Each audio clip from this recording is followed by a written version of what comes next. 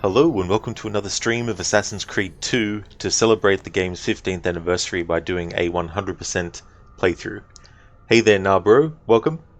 Classic dialogue. Shoot! Shoot the flying demon! Classic. How's things going? Hey Dr. Darling. After many hours of meticulous labor, the young man won the pottery contest and the prize of $1,000. His reward was well earned. Nice one, dude. Thanks for redeeming that as a Arnie impression. That was good. My wife got mad at me because I stood up for an old lady on the bus. I mean, I wasn't going to fight her sitting down. Dr. Darling, dad jokes to start the day in a good way. Absolutely. It's so funny that they're classified as dad jokes because, like, even people who aren't fathers can actually make them because technically they're puns, you know, which anyone can say. So I'm going to wait until the cinematic plays and I had to actually restart the game from the start and do all what I did yesterday again, because when I actually exited the emulation on the Xbox for the Xbox 360, I didn't do the process to double check to make sure that the save actually saves, because instead of you sometimes can rely on the game internally to save, but sometimes it won't, and I didn't err on the side of caution because sometimes you don't have to. And of course, I loaded up the game.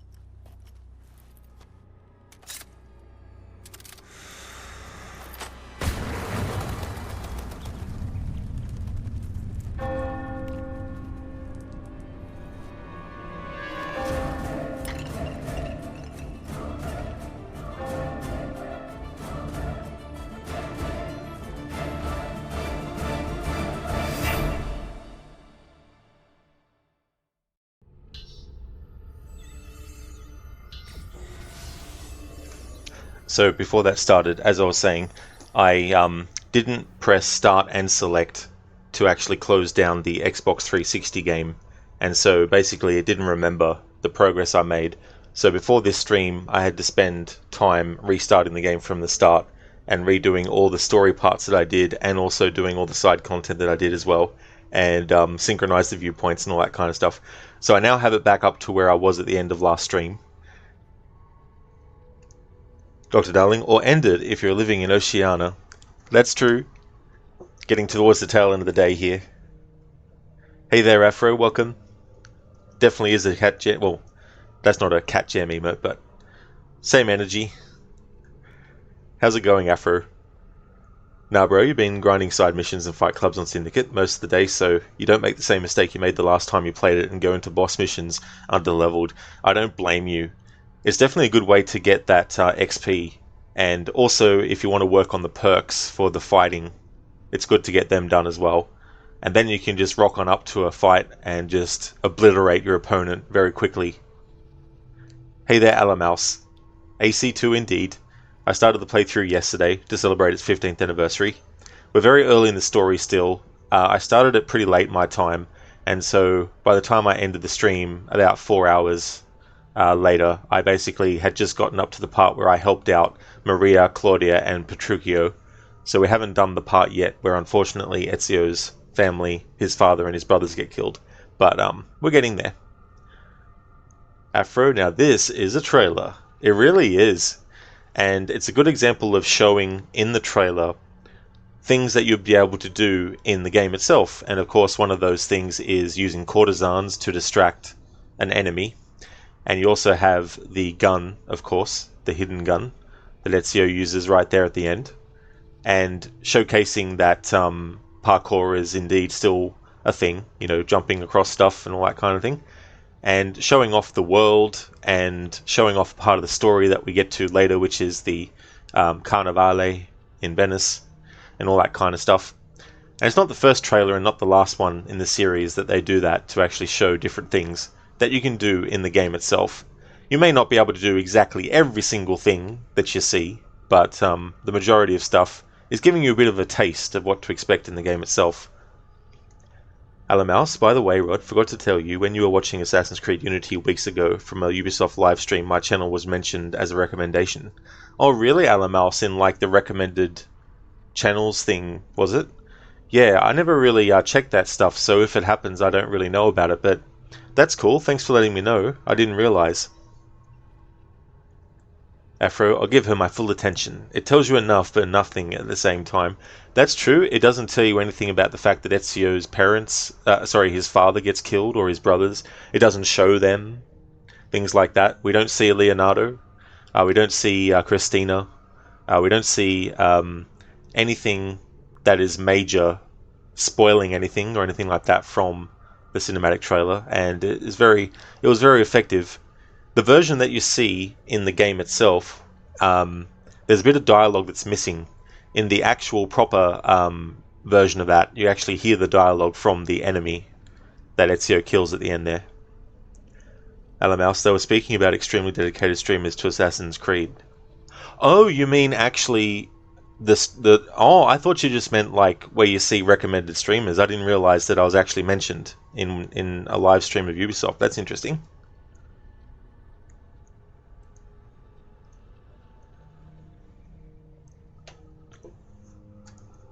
Okay, so let's go back into the story.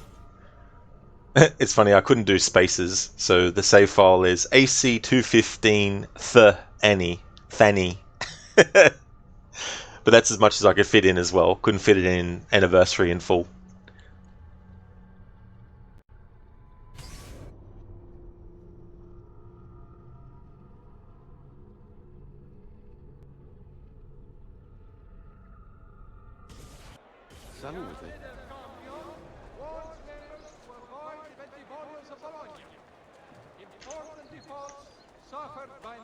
Alamouse, you were barely paying attention, and then suddenly you hear a Legion being said, and you're like, wait a minute, I know that guy.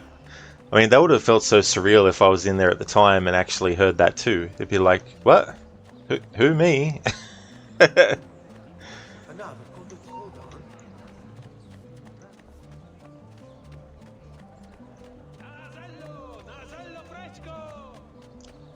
Can't change into different outfits yet, but that's one of the things I want to kind of do as well as I go through the playthrough.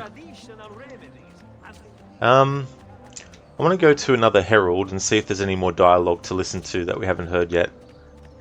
There might be some database entries that pop up again that I've already read on stream in the last part, but because I had to start from scratch because the save file didn't take, I might not have gone across the same buildings again when I restarted the game.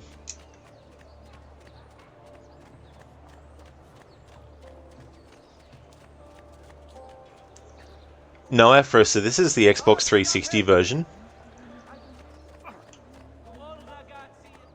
When I first played the game, it was the Xbox 360 version that I played. So I wanted to go back to playing that version for this anniversary. But the last time I actually played this version was 2018. And so in the years since then, I've just stuck with the Ezio Collection version.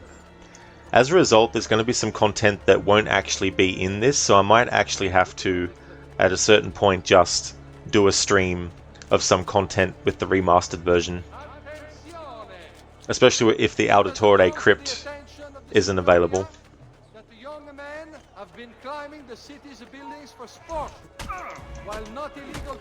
Get these guys out of the way. Until someone breaks a leg. Indeed, Marcel. Ah, stronzi. Fottuti. Ah, that's enough, you shit, you. The Signoria has called a contest to build a new municipal hall to be sited near Santa Maria Novella. Interested members of the Archi dei Maestri di Pietra e Legname should submit applications to their gonfalonieri.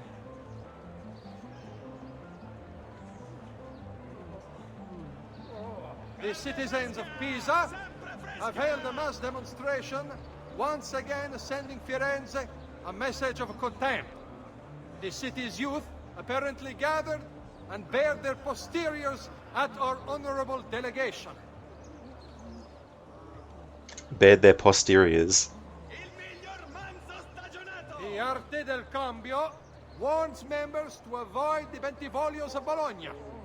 Important defaults suffered by an esteemed member have led to this draconian measure, which will persist until satisfaction is received.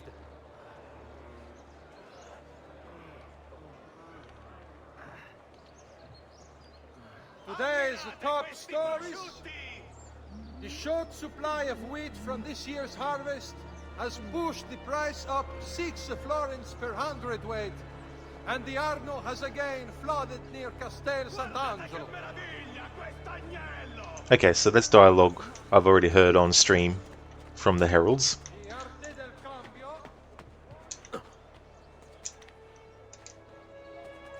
Now, bro, you wonder if the older brother knew Giovanni was an assassin?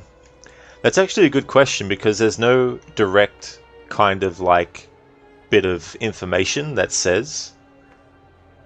Going by when Claudia becomes an assassin in Brotherhood, Ezio mentions how their father and their brothers stood here, and I guess in some way that could just be like a general thing, but I get the impression that Federico would have learned about his father's true vocation before, so he probably did know. I would say I don't think Petruchio would know, because he's too young to know that.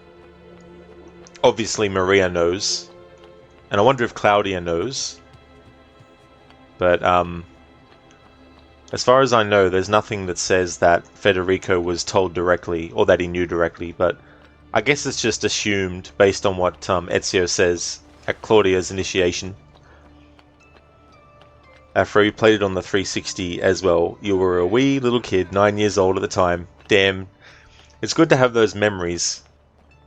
And then you think about how crazy it is that time has flown so far. Oh yeah, Alamouse, that's definitely no trouble at all. Thank you so much for stopping in. I really appreciate it. you first played on PS3, then PC, and then PS4. Oh, very nice. Cool. That's good. Yeah, I never actually played the PlayStation version of Assassin's Creed 2, the PS3 version, but at that point I was still playing Xbox 360. Thank you so much for leaving the lurk, Alamouse, and I definitely will have fun, that's for sure. You have a good one. Now, bro, also, how do they all know to parkour before becoming assassins? Yeah. The way I sort of see it, in terms of, like, Altair is obviously, for obvious reasons, part of assassin training, as to why he's doing that, because Altair and other assassins of his time period, from being a young child, were taught the ways of being an assassin, and I always would have liked to see a game that actually covers that time period in an assassin's life and delve really deeply into the actual philosophy of the assassins and their creed, and have the assassins to be learning that stuff, as well as the basics of movement and even things like how to move through a location quietly, how to use certain things to your advantage, all that kind of stuff.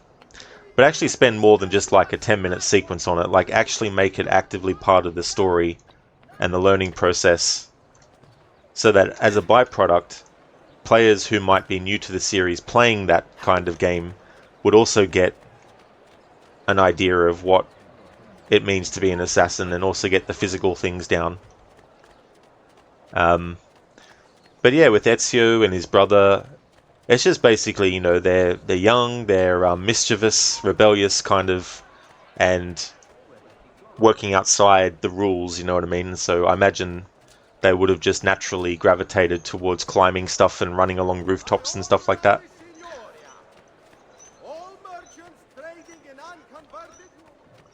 I mean, in Black Flag, for example, you have Edward Kenway, who, you know, being on a ship, would have to learn how to climb rigging and things like that.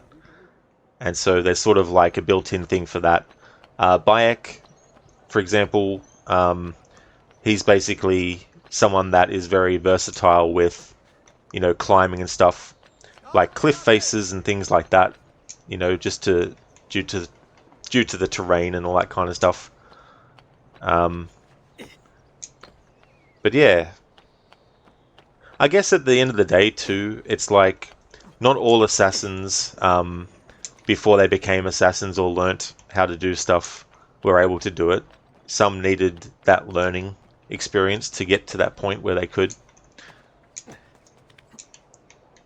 After, you think there's a scene with the older brother in the short movie? There is, yeah. So basically, you have the guards show up with Father Maffei, Antonio Maffei, who actually ends up being one of the targets that Ezio kills. And he's there with the guards to capture Giovanni early. But Giovanni tells his son to basically, you know, cover for him and tell them that he's not there and stuff.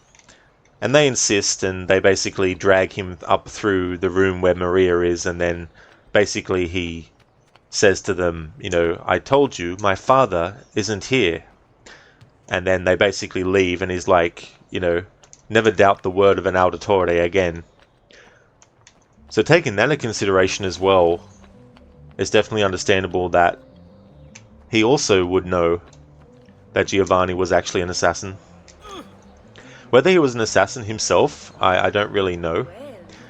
But the other thing about this game that they like to do too is, with the other characters that Ezio meets that actually are assassins, we never see them actually wearing their assassin outfit, even after it's revealed to Ezio and the player as well that they actually are assassins too.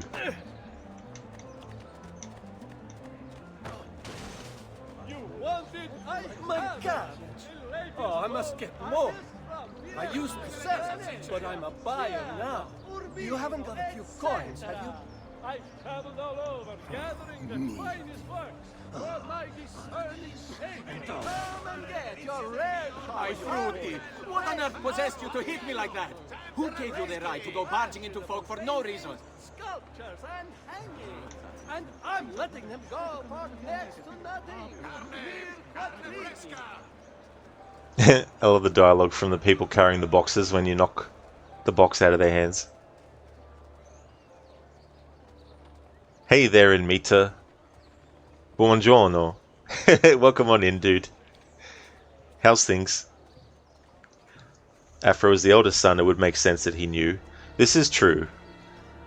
Yeah, I definitely think it's safe to say that he did know.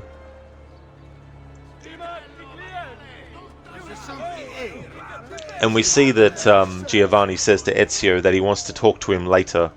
So, if things hadn't gone the way that they end up going, with his father getting captured, I dare say that that would have been the night that Giovanni told Ezio that he was an assassin and gave him a history on the family and all that kind of stuff. But of course, other events happen, and Giovanni doesn't get a chance to actually give that information to Ezio, and Ezio has to kind of discover all this on his own. It's going well in Meta. Things are going good. The funny thing was, because I'm playing this on my Xbox Series S, and it's essentially emulation, backwards compatibility, you can't always rely on the game itself to save, and for the save file information to be remembered by the emulated version of the Xbox 360 software. So when I loaded up the game just to test to see if I had the screen size for the stream right, I went to load my save and it wasn't there. So I had to restart the game again off stream and do all the same things that I did in yesterday's stream. Because while it does sometimes save your progress internally, you have to actually do a certain combination of buttons in the actual game that you're playing on the Xbox 360 backwards compatibility. So for example, you have to go like that and then go to leave game. So because I didn't do that, it decided not to save my progress. You just stopped by to say hi before you start work. All good, good to hear. Thank you so much for doing that, Amita. Especially, before going to work, and also appreciate the lurking that you do when I'm, streaming and stuff. It happened to you with Black Flag, even though you had played it twice. When you installed it again, the saves were gone. Oh, it's so frustrating, especially if you want to preserve your save file. Because I've had some save files where I just don't want to save over it, because it might have been a special playthrough, a first playthrough and stuff. Another thing that I really hate too is when saves get corrupted. There's definitely a certain kind of bullshit. So just to recap what's happened in the story. Sequence 1, Memory 1, Boys Will Be Boys. We fought Vieri de Pazzi's men. You should see the other guy. We followed Federico to the doctor. Sibling rivalry. We won the race against Federico. Nightcap. We paid a surprise visit to the beautiful Cristina Vespucci. Paperboy. We delivered Giovanni's letter to Lorenzo de' Medici. However, Lorenzo wasn't actually there. He's gone to Correggi, I think it was, for a few days. So Ezio went back to his father to report on that. Beat a cheat. We spoke to Claudia, and the man that was supposed to be betrothed to her, or not really betrothed, but basically he was cheating on her, so Ezio showed him some fists. And then we did Petruchio's secret, obtained feathers for Petruchio before he gets in trouble for sneaking out of bed. Petruchio's actually ill. They don't exactly say what he's sick with, but it's an illness where he really needs to rest a lot, and it's probably something to do with temperature maybe as well, maybe he can't be outside for too long. And then we did Friend of the Family, where we helped Maria with her errand, and Ezio met Leonardo da Vinci, and the beginning of a wonderful friendship was started between the two. So that's what we're up to in the story, and that's what we've done. And Mita, you need to go now, but you'll stop by again on your work break if you're still live. Have a great stream. Thank you very much, Mita. I definitely will. I'm going to be doing a longish stream, so I'll definitely still be live later. I hope that work goes well.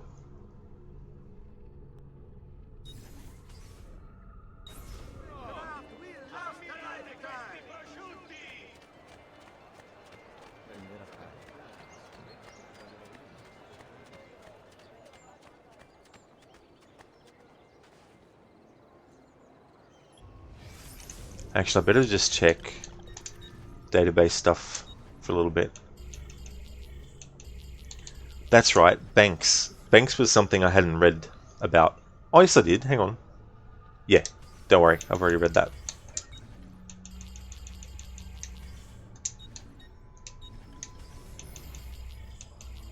And already read about the characters and those locations. There'll be some that, when I redid everything, didn't most likely get. Truth and all that. Boom. Hello there, Sona. A wild rod appears with his legion in tow. How's it going, Sona? Welcome.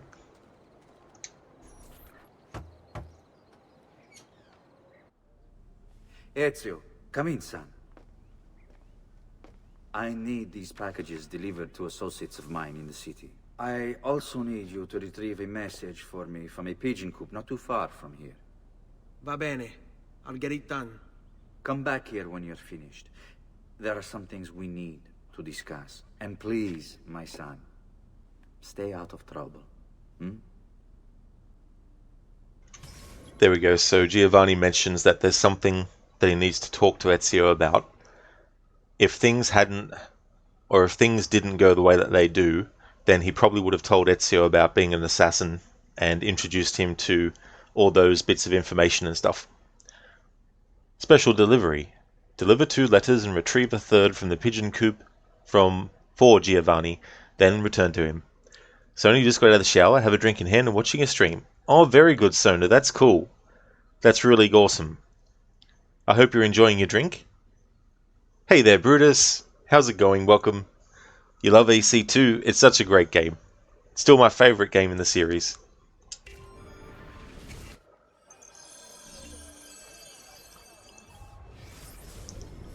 Giovanni has sealed this letter. It would be wrong to open it. Same with this one.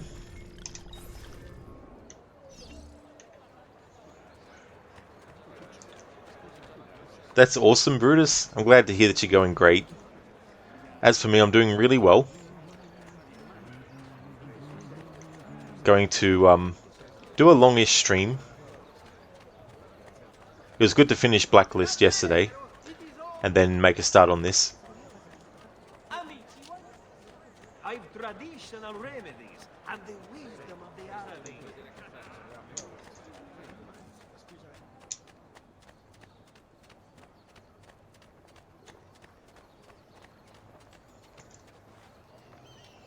Sony, you had to go into work this afternoon for janitorial duty, but other than that, it's going to be a relaxing evening. Oh, very nice, Sona. That's definitely good that you're able to just, chill out and relax after work and be able to, kick your feet up a bit.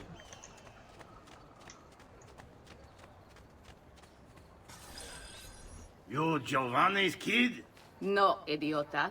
He just happens to look exactly like the man. Give it here. Don't worry, boy. We're not contagious. At least I'm not.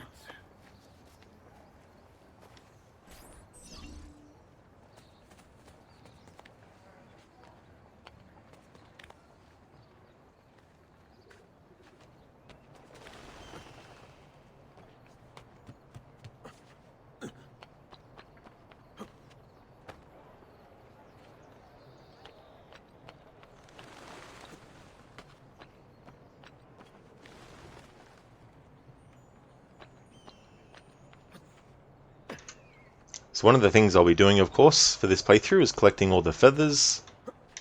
And when we collect 50, I'll go and trigger the cutscene that happens. I think, though, if you don't trigger that when you get 50, and instead wait till you have all 100, I think that cutscene happens anyway, but just to be on the safe side, when we get 50 feathers, I'll initiate the cutscene that happens for that. And then, of course, the one that happens when you get 100. Here, over here.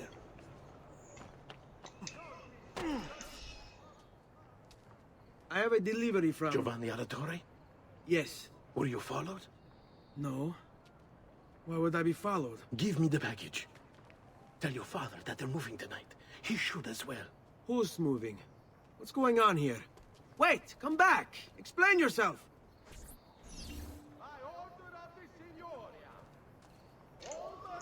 So now you can do your laundry all day, but the thought of having to wash something someone else used kind of skeeves you out. Oh, I don't blame you for sure, you know, like, there's just a certain familiarity with your own things that you have, and, you know, sometimes the thought of having to deal with other people's things. Another thing is, too, you don't know how they themselves like to do things either, and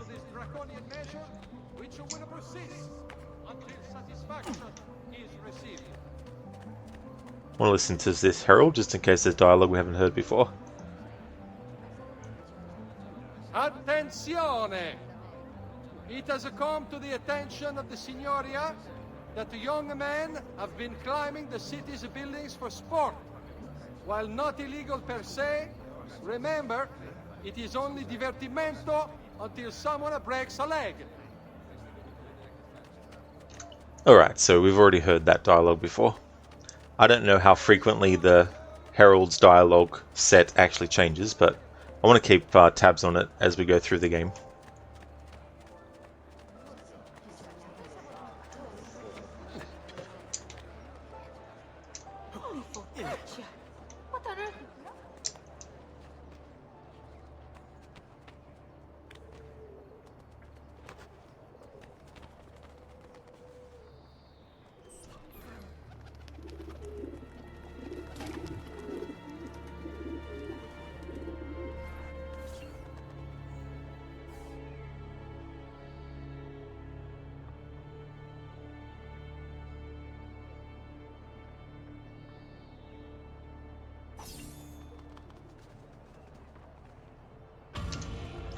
That was something that was interesting, being able to hold down a button to get a different camera angle on things, giving us a bird's eye view there in that instance of the guards all running.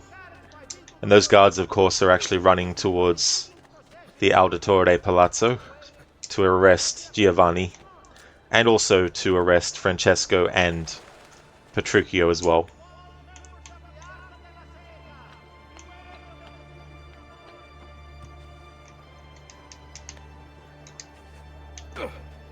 So there was no personal belongings, but it was bedding and towels. Was it? Oh yeah. I imagine too, you just have no real idea of what you're going to have to face until you get in there and then realize, oh crap, someone has literally left crap there, or you know, how some people just seem to not care about how they leave a place.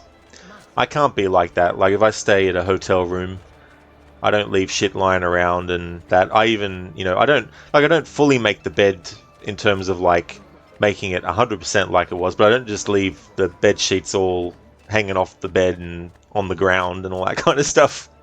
I do like to keep it somewhat presentable. It's like in restaurants, always tucking the chair back in and stuff.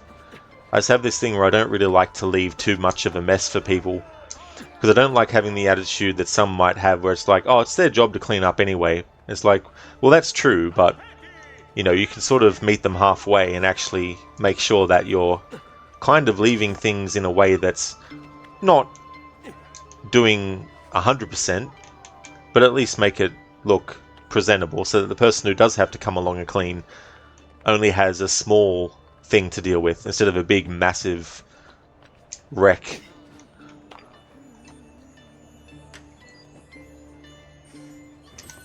I'm also one of these people that if I have a drink of something, like in a can or a bottle, I don't care how long I have to hold that empty bottle in my hand, I'll keep on holding it till I find a bin to put it in. I'm not one of these people that just goes, I'll just chuck this on the ground here and let someone else deal with it.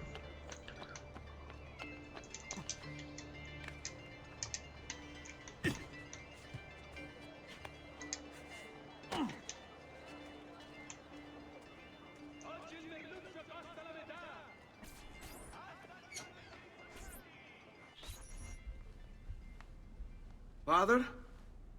Federico! Sir Ezio! Thank God! What happened? Where is everyone? They took your father and brother to the Palazzo della Signoria, to prison. And my mother? My sister? Ezio. Claudia? Are you all right? Yes, But Mother... She's in shock. When she resisted... It's not safe here. Is there some place you can take them? Yes, to my sisters. Good, do that. In the meantime, I'll go see my father. Be careful, Messer Ezio. The guards were looking for you as well. Jailbird. Reach Giovanni's cell at the top of the Palazzo della Signoria and find out why he has been imprisoned. Sony, you worked as a waiter / busboy and you respect the people who hold those jobs. The patience and mental strength to hold on to that job is no joke. Yeah, and that's definitely understandable too, as well. It can be easy to just go, oh, that's a simple job, just go here, pick this up, do this, use this detergent, use this liquid, whatever you need to do, and then boom, call it a day. But the actual nitty-gritty of getting into those things and being able to put up with things that other people might just basically walk away from, it's that person's job to actually stick to what they're doing and get it done. So for them to push through things like a bad smell, for example, or something that could easily be, able to make them sick quickly, and them having to deal with it, it's definitely something not to be, taken for granted.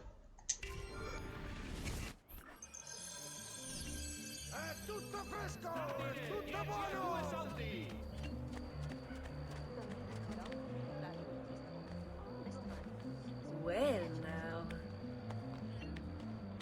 Pesce appena pescato, fresco di giornata.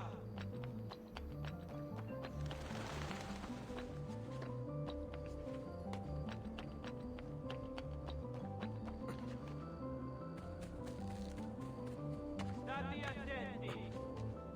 Next week's public mass with the cardinal will have to be cancelled due to a small outbreak of...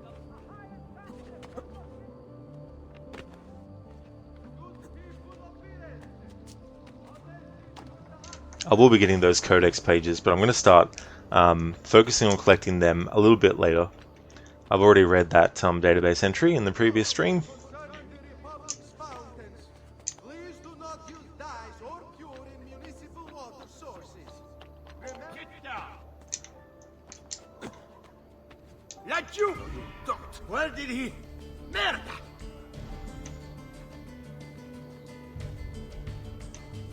Fuori, move! There! On him!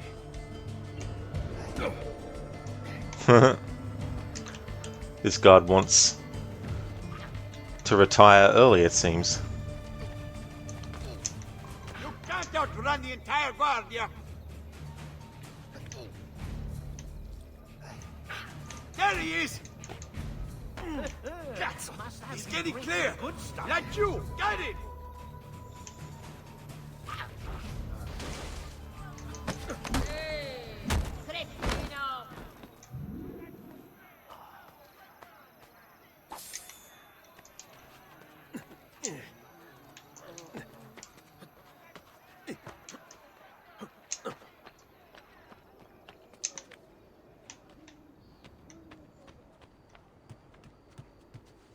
Alright, so there's a feather there, and one over there. I want to actually wait until later to start focusing on them, because I do want to use a guide to help keep track of stuff.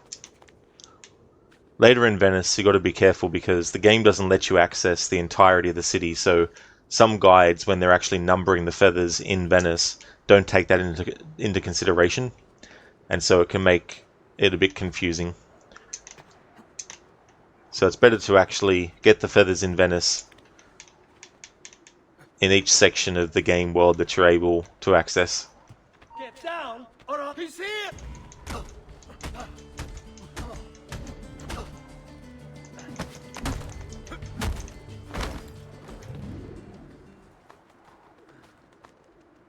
It's cool too, because you see some of the locations in the short live-action movie Lineage when Giovanni is doing certain things. It's like, hey, I've climbed that in the game.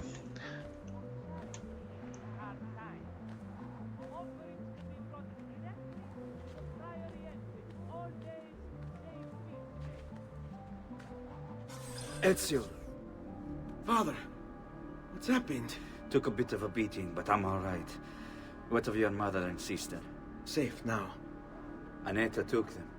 Yes. Wait. You knew this would happen? Not the way it did, and not this soon. Doesn't matter now. What do you mean? Explain! There's no time. Listen closely. Return to the house. In my office is a hidden door. Use your talent to find it. Beyond lies a chest. Take everything you find inside. Much of it may seem strange to you, but all of it is important. Do you understand?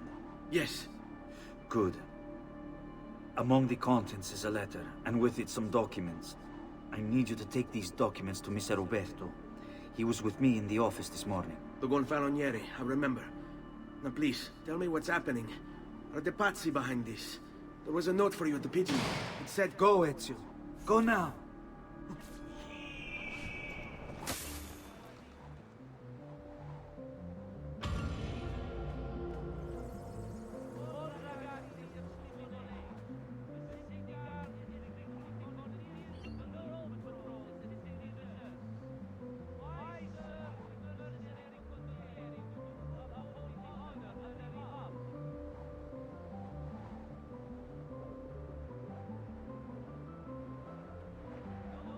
Sona, take it and hide it from your mother. I do not want her to see these items.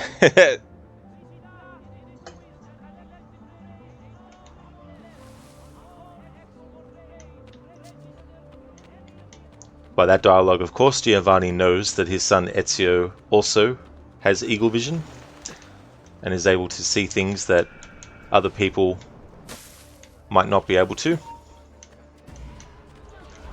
And in Lineage, the short live-action movie prequel, we also see Giovanni access the secret location that Ezio opens up.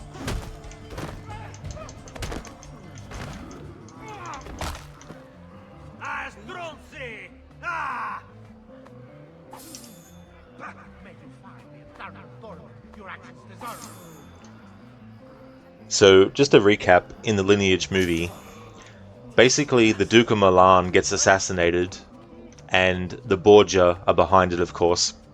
And because Giovanni basically messes with Rodrigo, Rodrigo comes up with a plan to deal with Giovanni. And it's this plan that he made that we see play out in Assassin's Creed 2, the game, when we're playing it.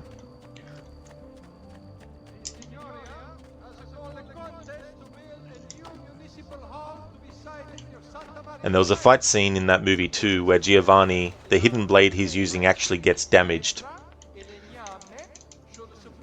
Which is why when Ezio gets it, it needs repairing. I like that kind of stuff.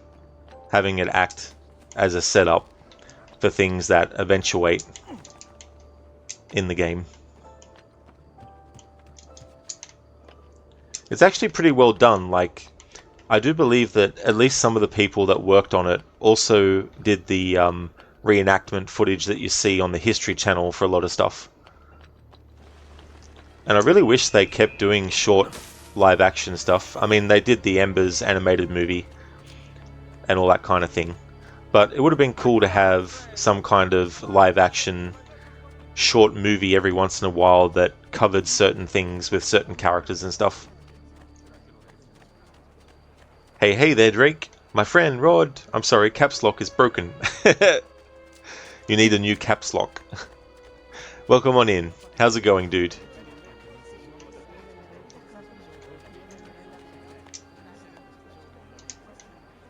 Isn't that dangerous? Isn't that dangerous? Just messing with you, my guy. You're doing good, my man. Aw, I thought your caps lock was actually broken. That's good. I'm glad to hear that, dude. 18 days left before Dead Rising remake, and you'll be able to, you know, show off your photography skills. I bet you won't get it. I don't know, actually. I have to wait and see on it.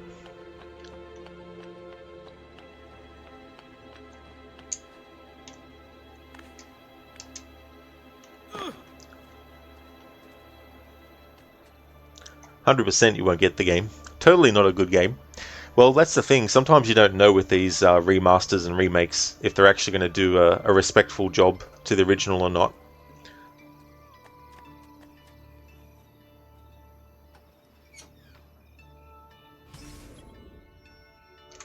Family heirloom. Recover Giovanni's documents and deliver them to Uberto Alberti. Imagine saying that 100 times fast. With a mouthful of marbles underwater. That would be quite difficult. Sony, you're excited for the Silent Hill 2 remake. Hopefully it ends up being good. I'm kind of a bit sour on Konami as a whole, because they sort of haven't really treated the... And it's not just Silent Hill, but they haven't really treated the IP with much respect over the 10 years since the last game... Well, since the last major entry.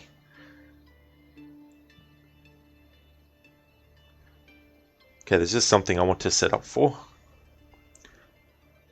Drake, 10 out of 10, would not recommend you to get the game. 10 out of 10, they don't have Gone Guru with that.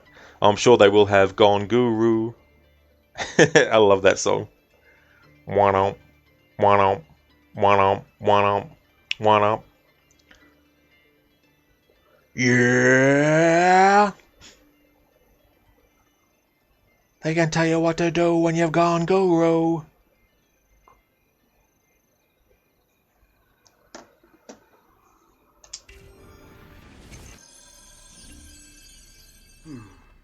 Father said there was a door here. Also going to try and grab as much dialogue as possible, even by doing things that the game is like, do this, and I'm like, no, I need to wait first. But yeah, in the Lineage short movie, you actually see Giovanni accessing this room that Ezio is about to access now.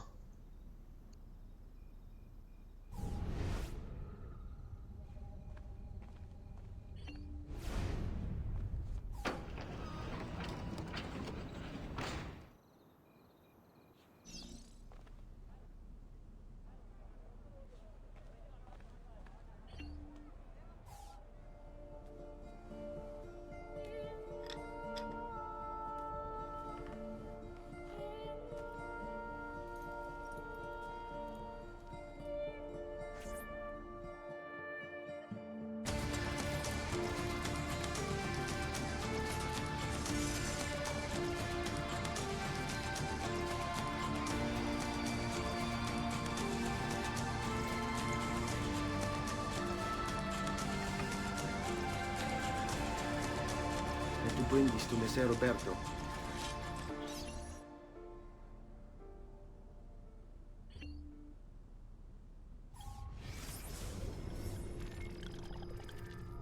This letter also has this message. Father has sealed this letter. It would be wrong of me to open it. Drake, and then you realize that the AI of that game was crap, so you're stuck with 8 survivors while Gone Guru plays. Ah, yes. What fun it was. Especially when you had those survivors that, like, some of them you had to actually carry. Sona the Room was considered the last official game in the series since the team wasn't broken up or made by a different company. That is true, yeah, the games that were made by Team Silent, the first four in the series as well.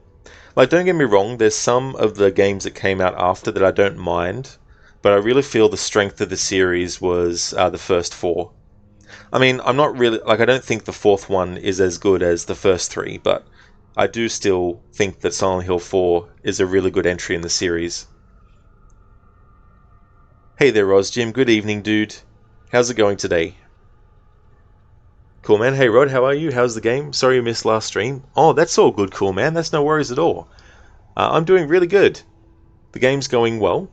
I actually had to restart from the start because playing on the Xbox Series S, the emulation for the Xbox 360, sometimes you can't rely on the game itself saving. You have to actually make sure that when you exit the game, you exit the Xbox 360 emulation before you actually close your console down.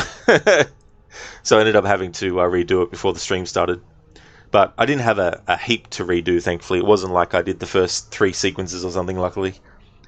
How's things been going with you? Drake, my guy, how old was Ezio on AC2? You're guessing he's in his 20s. Afro, Ezio's like 17 or 18 here. That's true, Afro, yeah, he's around about that. Because when he speaks to Leonardo later in the story about the Prophet and all that, 10 years has basically passed since the death of his father and brothers. I think the novelization changes it slightly as to how old Ezio is and how much time passes. Jim, you stuffed from 2 helpings of shepherd's pie. Well, I hope that was delicious, because shepherd's pie is very yummy. That's for sure. Cool man, doing well, helping make burgers for dinner for Father's Day. Oh, excellent, very nice. That's cool. That's awesome. I hope that you enjoyed the day, and you're almost done with the driver challenge. Oh, cool. So, how many sort of like, is it how many missions you have left, or how many race courses you might need to do?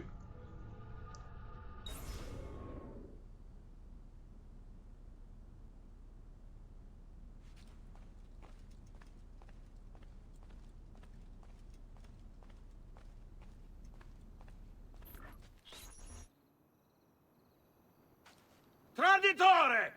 Hey, what's with the swords? Aren't you supposed to arrest me?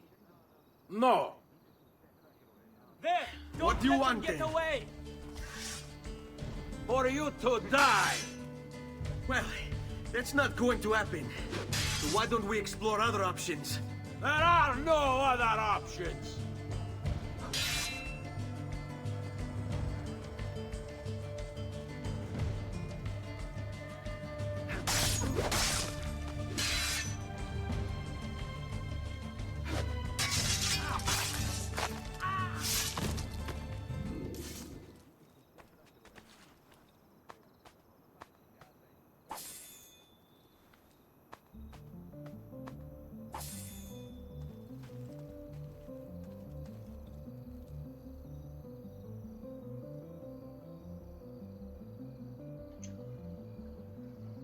Drake? Goddamn, so pretty much we get to play as a teenager running around with a blade, stabbing Templars and all sorts of things.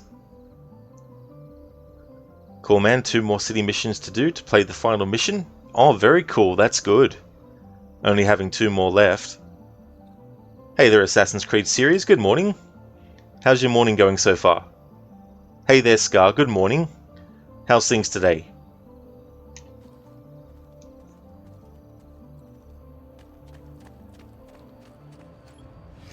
Now that we have the sword, go to inventory now and let's have a look at what we can read. Alright, so common sword. That's what we got there.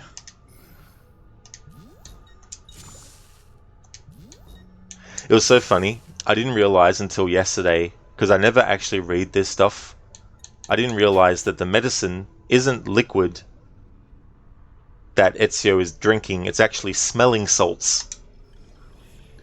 Doctors can sell you smelling salts that will desensitize you to pain, helping you to recover from your injuries. Try to always keep a good number of smelling salts on hand, because you never know when you'll need them. So essentially every time Ezio is using it, he's basically sniffing the smelling salts. Feathers. Okay, we can't enter into that to read that. Plain cape. The plain cape is merely cosmetic. While you wear it, guards will respond to any criminal behavior and your notoriety will increase or decrease normally.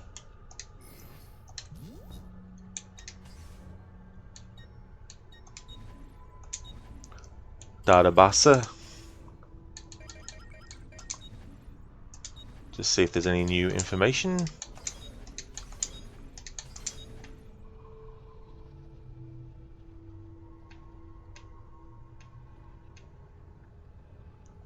Yeah, already read that. Also just want to cover reading that information too. Come, don't be shy. Let's find a herald and see if there's anything being talked about No need to be shy. different Come forward. to what we've heard. Drake, you love the AC Brotherhood to Revelations formula in which you restore the town and you get to profit from it. It's really cool to have that economy system, and it's pretty generous with it being every 20 minutes of real time. Prices so low, you won't believe your eyes. Just take a look. I be satisfied. Listen well. I assume these mechanics are what make it Assassin's Creed. And it's very cool that they added them this early in the series too, because being only the second game.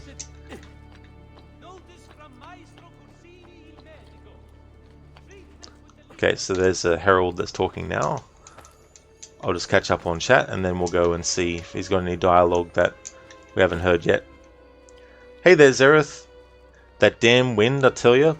The wind is responsible for every catastrophe that has ever happened. Must have been the wind. So the way he drops the cape over his left arm reminds you of Matthias from the Castlevania Lament of Innocence character. Oh yeah, I haven't played many of the Castlevania games once they moved into the Metroidvania kind of style. The only one I've actually played of that style is the Symphony of the Night game. But it's cool that it's a series that has still kept on going. Thank you, Zereth, for redeeming the Leap of Fail. Afro 17 at the start of AC2, 40 and 41 by the end of it. Damn, that's a lot of time. Cool, man, you're on the third last campaign mission. You almost failed because this mission follows like second person view and you had to go through checkpoints before you ran out of time. And you had 1 literal second before fail. Oh, damn. That's very, very close. Cutting it very close. Alright, so let's do a Leap of Fail.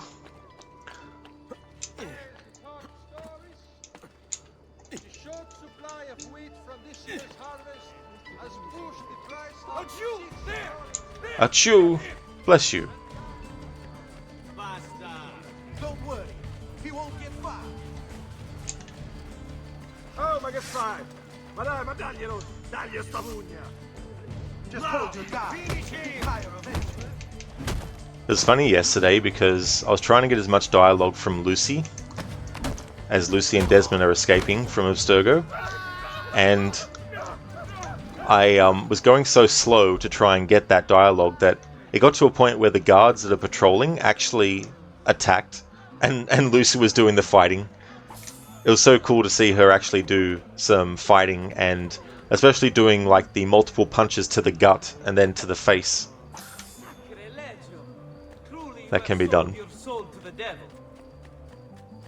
I am the devil. What are you talking about?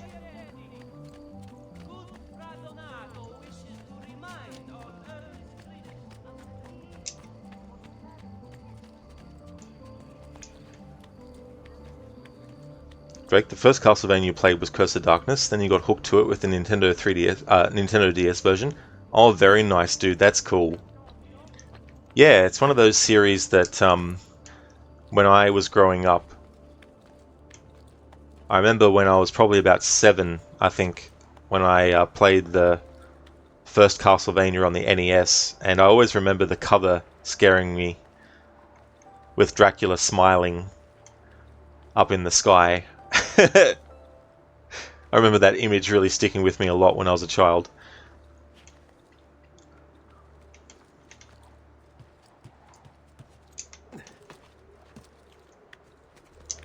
Zereth, Castlevania must have been the wind. Yeah, I mean Dracula, you know, he could become the wind. Might have been him disguised as wind. Sona was released on the PS2. But Matthias' cape covered his left shoulder and all the way down his arm to the ground. Oh yes, so it was definitely much longer than Ezio's cape then. Oh yeah. So I worked out yesterday that when I do a Leap of Fail off a perch, I can't even jump off sideways because the Leap of Faith vacuum will suck Ezio into it. So I have to do it from a different angle. So let us have a jump. Alright, Zereth, the moment you've been waiting for, Leap of Fail.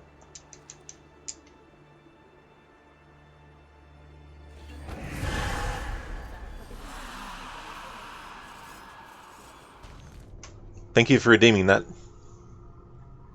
After and then in Brotherhood he ends being 46, 47, and then Revelations he's in his 50s, and then Rip at 65. This is true. Yeah, when you get to Embers. Ah, interesting where they put the checkpoint. Auditore! Hey, what's with this? It's not Traditore. It's Auditore, guards. Get it right. No. Jeez. What do you want then? for you to die. Well, that's not going to happen. So why don't we explore other options?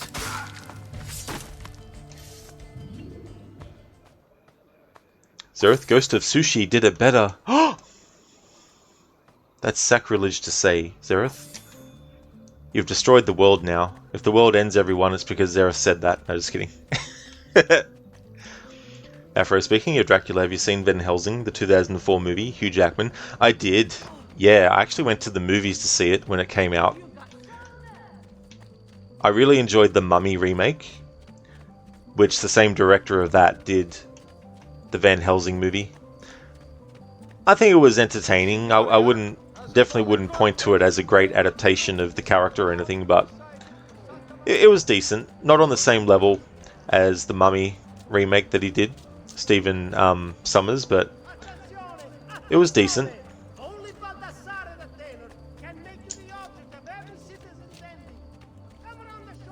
Zerth failed successfully. It sure did. It's so funny when that happens. You think, I'm going to do this leap of fail, and it's going to fail well, and then your character survives, and it's like, well, shit.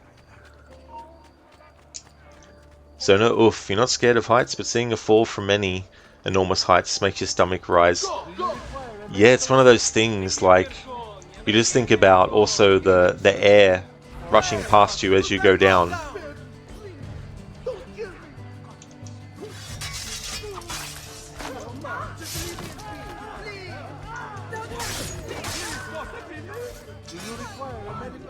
Please God, let me live. I'm only visiting. I don't know what's going on.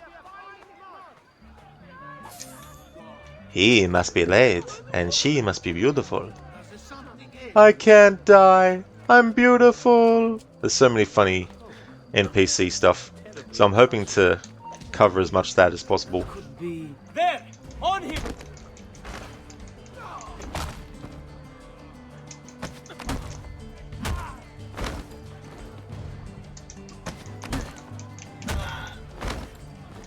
Vergogna, stronzi! Hey, basta, basta! Basta, basta. Oh yeah, basta is Italian for stop, isn't it? I think.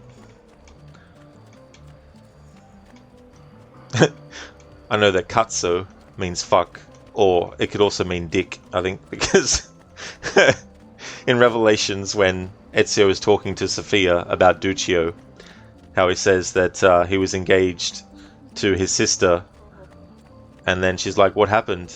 His cazzo was engaged to 6 others. And I know that stanotte is tonight, I think. And then stronzo is like fucker. It's probably something else too, depending on the context.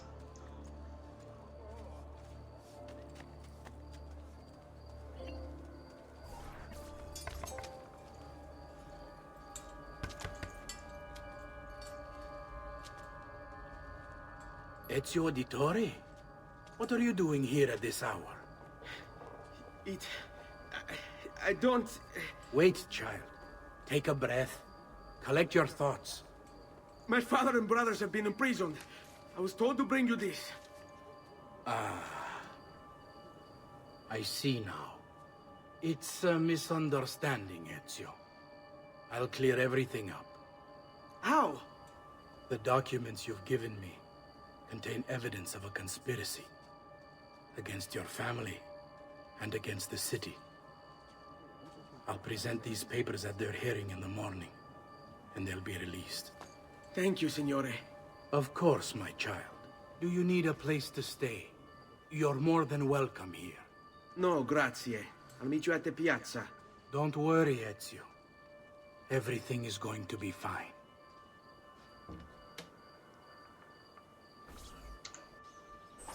It's funny, the way his eyes look down at the door as he's closing it, make it look like he's looking mischievously off to the side a little bit.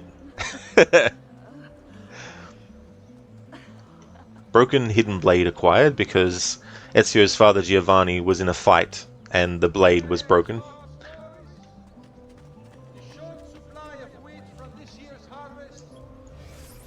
Zereth, the guard died. Must have been the wind. Wait, what's that noise? It's a hidden blade. I mean, it's the wind. After you rewatched it quite recently, it has its charms. You think the early 2000s were a great time for movies. You just don't see classic characters or big-scale epic movies anymore. Yeah, they definitely have a certain charm to them as well. And there were some that were, much better than others. And you also have a lot of them still using forms of CG that nowadays we look at and go, that's PS1 graphics. That's FMV sequence graphics and stuff like that. But, at the time, and even sometimes at the time, it was like, this CG looks weird. Like, for example, Blade 2, which came out in 2002, there's certain fight scenes where it looks like it's plasticine characters fighting each other and stuff like that. But yeah, there's definitely some movies that came out in the early 2000s that are pretty interesting. There was actually one that I forgot about, but I actually also saw it at the movies when it came out, but it was The League of Extraordinary Gentlemen, and it had Sean Connery in it as Alan Quatermain. And essentially, it was all these characters from actual real-life books that were written, and they were all brought together as kind of like a superhero team and all that kind of stuff. And you even had like Mina Harker, who was actually the wife of Jonathan Harker from Dracula, who had become a vampire. In this version of her life, though, she stayed a vampire, whereas in the novel and in the movie adaptation, she actually doesn't stay a vampire. She actually gets cured of it because of Dracula dying and some link, all that kind of stuff. Hey there, Anemone. Good morning to you. Welcome. How's your day going?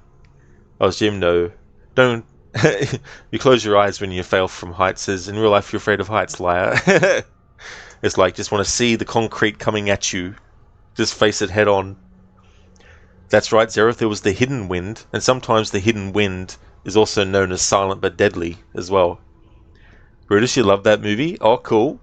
Yeah, the thing is, behind the scenes, it was so terrible of an experience that Sean Connery actually retired from being an actor because of it.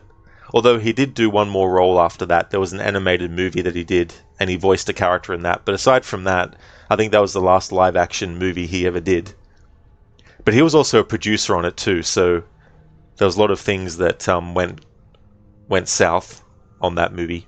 But I think it's entertaining. It's not, on the level of something like, I always say a movie like this, but it doesn't have to necessarily be this movie, but movies like, Pulp Fiction and that, it's not on that level of sort of like, legendary status or something, but I remember it being quite entertaining. Hey there, Senny. Good day to you, dude. AC2 is going really good. Because I'm using the Xbox 360 version on the Xbox Series S, some games you don't have to worry about the save not saving. But in this instance, because I didn't actually exit out of the emulation like this, and then leave game, the save file didn't save from yesterday, so I had to actually redo what I did. But apart from that, it's going well, and soon we're going to be seeing the unfortunate event of Ezio's father and brothers being killed.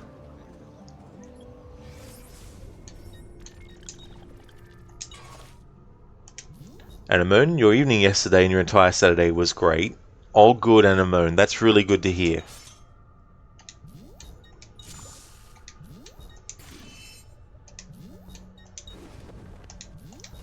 Okay, so I've already read about that stuff. Actually, hang on. Is there any database entries I haven't covered? Let's have a look. No.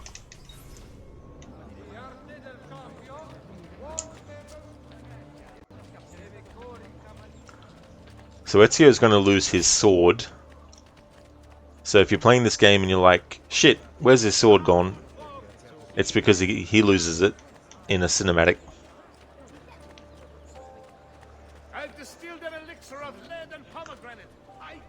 You've heard that, Brutus? Yeah. I mean, he was just such a great actor, Sean Connery. Like, even when he was only in a movie for a short period of time, like the original Time Bandits, for example.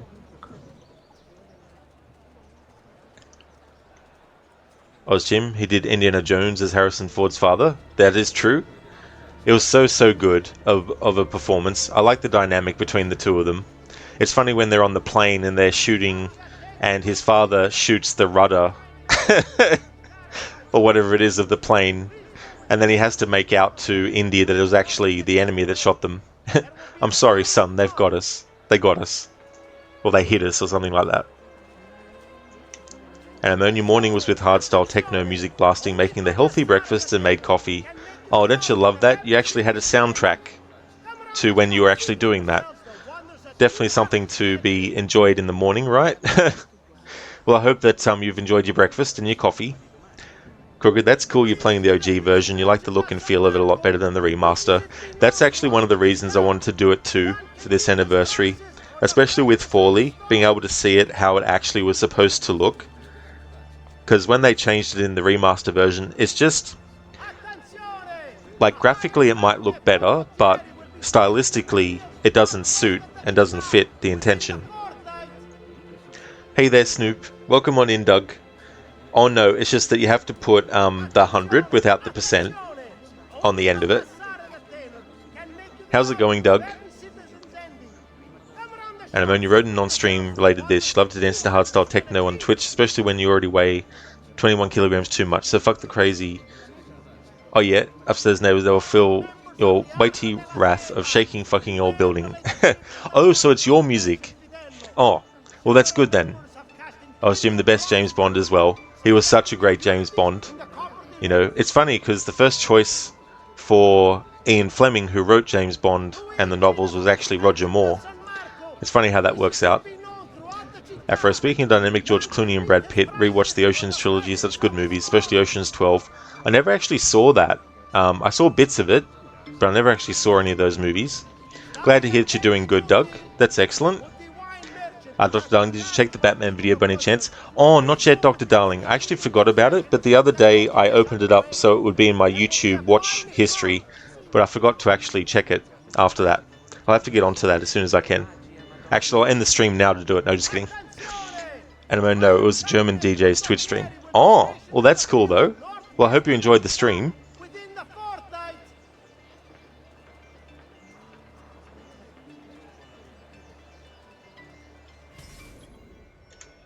Last man standing. Attend the acquittal of Petruchio, Giovanni, and Federico. Attenzione! Attenzione! Only Baldassare the tailor can make you the object of every citizen's envy. Come around the shop, see for yourselves the wonders a true artist can achieve.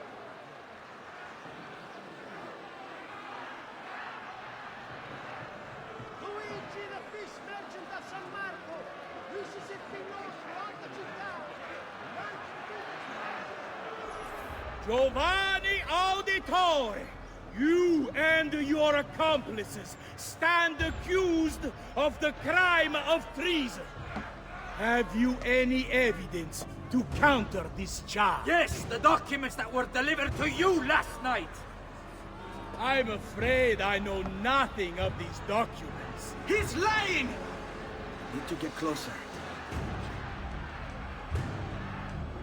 In the absence of any compelling evidence to the contrary, I am bound to pronounce you guilty. You and your collaborators are hereby sentenced to death. You are the traitor, Roberto, and one of them. You may take our lives this day, but we will have yours in return, I swear! We will! Father! There! Grab the boy! He's one of them! I'll kill you for what you've done! Guards! Arrest him!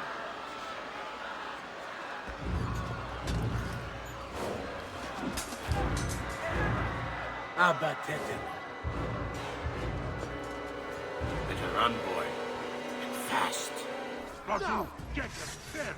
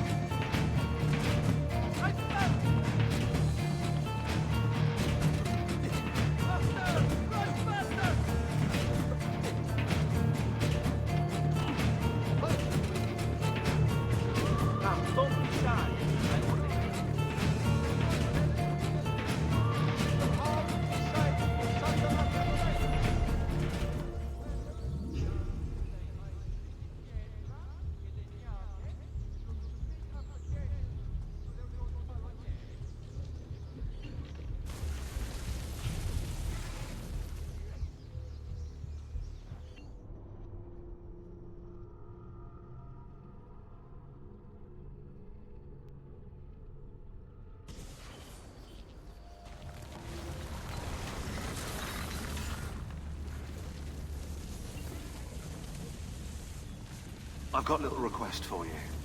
I've identified several strange markings that I've discovered right across Renaissance Italy. Now, I don't know what they're doing there, but I want you to help me find out. Rebecca has marked their general location in the database with an eye icon, and she's made them glow as well. Keep an eye out.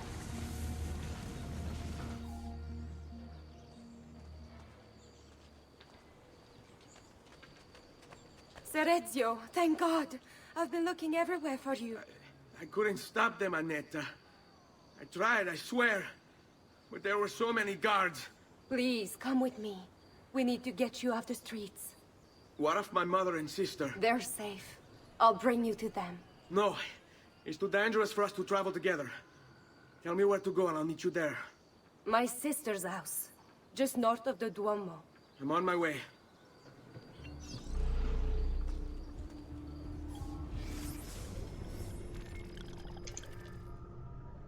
And Amon, you could hear that crazy bitch walking more when you turned the music on. You did, yes. Well, I mean, you know, if they're going to do that to you, then they have to accept when it gets turned back around on them. Hey, Lamage. It's going really well. Laymanage. It's going really, really well. How about yourself? How's things going? Clawman Rod, tell me if this is insanity. Complete Battlefield Hardline with only a taser. Since I haven't played that, I'm not too sure what kind of game it would be for a challenge like that, but it sounds like it would be tough to go through without using anything except a taser.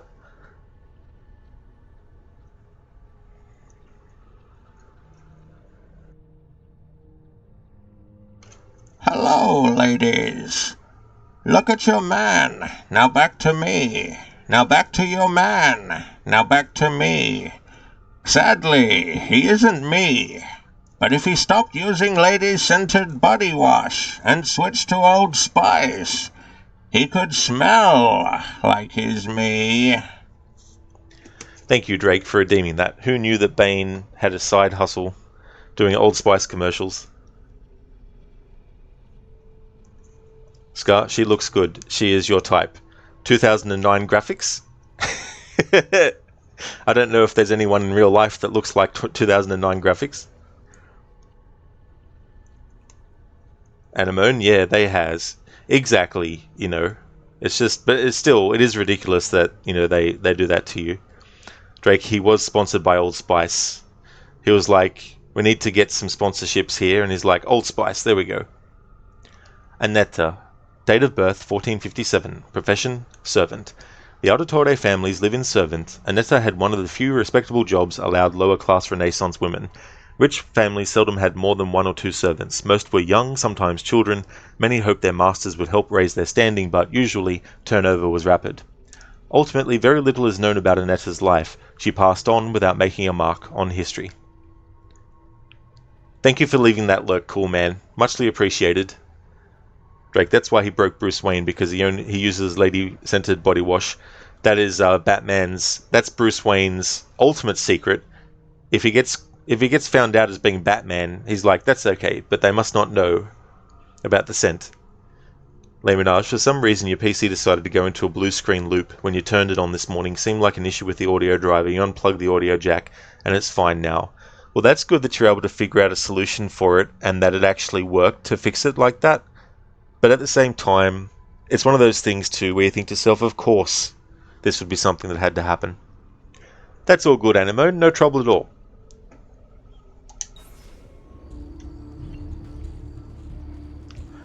Warning, you are notorious. Bring me your sick and wounded.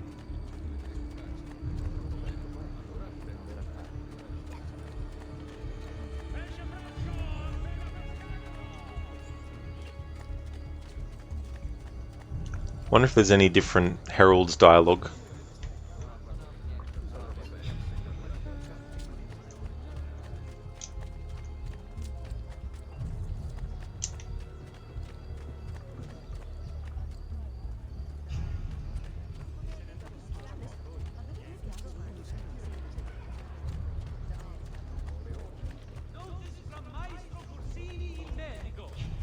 Treatment with the leaf brought back from the marshlands of the Indies will heal almost any ill and leave you feeling refreshed and rejuvenated.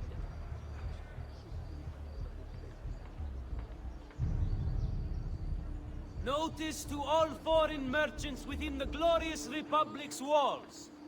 The Città, in its wisdom, has elected to raise a nominal levy on all export trade registered through any of the Arti Maggiori. Stati attenti. Good Fra Donato wishes to remind all earnest Christians of the need for charity in these hard times. Offerings can be brought directly to the priory entrance all days save feast days. Alright, so that's not new Herald dialogue. You'll not find fairer prices than these, amici. Drake, he's definitely getting praising something else aside from the Lord. He's getting praisings of money.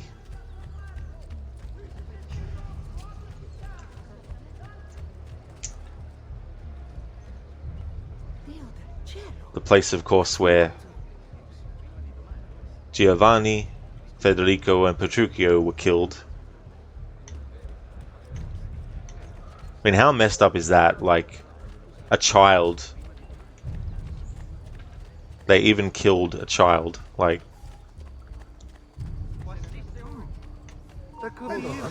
what a piece of shit Rodrigo Borgia is. Dr. Darling, show me the champion of light. I'll show you the herald of Firenze. I like how they mention that because, of course, in Alan Wake's American Nightmare, the narrator refers to Alan as the champion of light. Bring me your sick and wounded.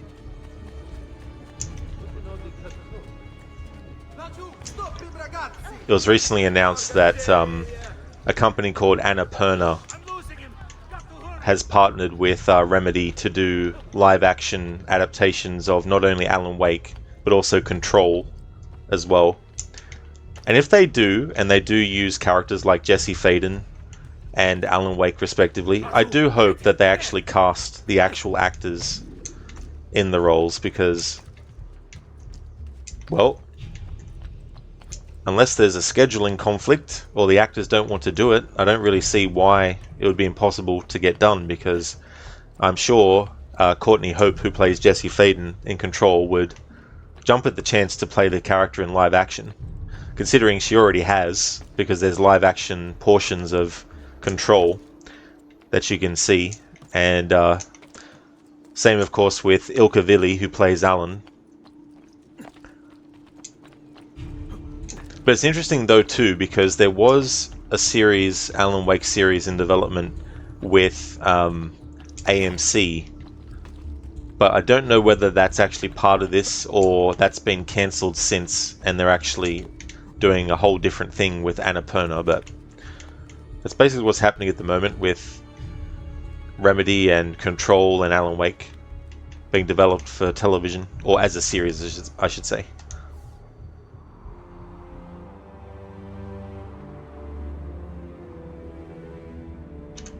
Drake Evo would have gone guru in Italy, that's for sure.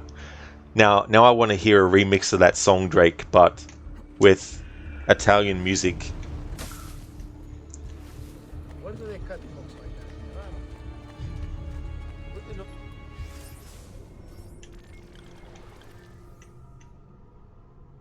that? Alright, I don't think these are available yet, but we'll just have a look. That could be our man. What an oddly cut cloak. No way you'll get through here.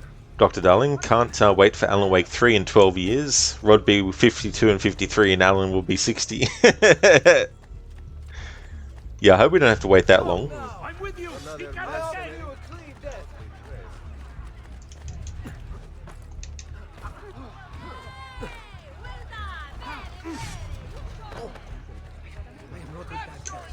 Don't kill me.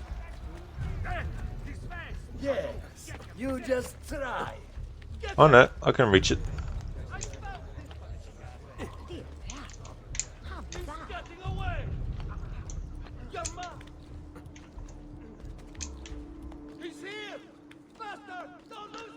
That's true, Laymanage, yeah. Ilkavilli is the physical actor for Alan Wake, and his likeness is used in the remastered version of Alan Wake 1 for the in-game character model, and also, of course, Alan Wake 2. But Matthew Peretta voices Alan in all forms that you see the character in.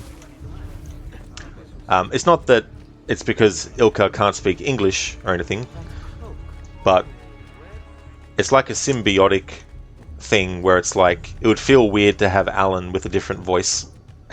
Just like it would feel weird to have Alan with a different face, although in the first Alan Wake, the original version, not the remaster, and Alan Wake's American Nightmare, his in-game character model has the original face model, and not Ilka's face. But for the remaster of 1, and of course for Alan Wake 2, they have the in-game character model changed to have his face. But I still think that if they were to do a live-action Alan Wake, that they would probably still be able to do the same process with both actors playing the role.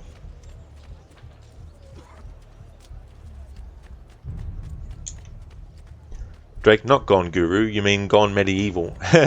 That's a good point. Laymanage, the original's face was still based on his face. No, it wasn't. Not the in-game character model.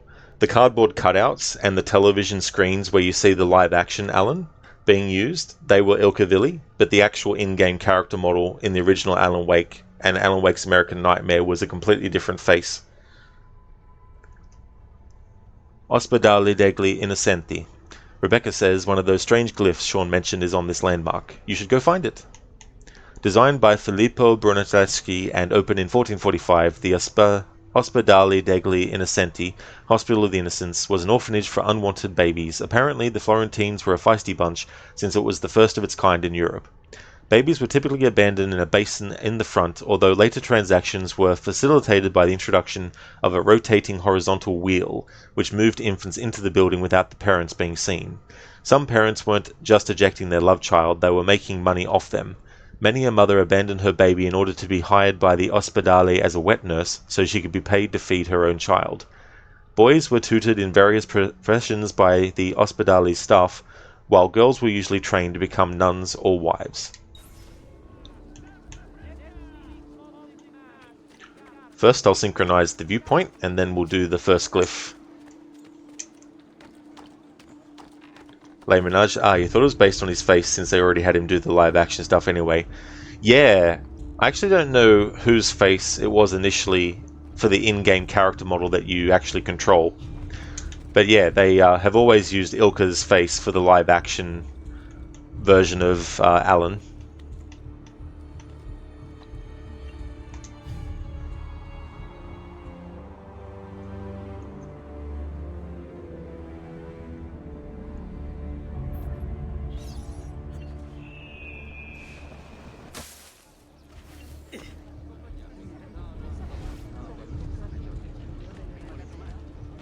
Dr. Darling has always been the same actor for the face model. You know when you're playing a game and you're controlling the character?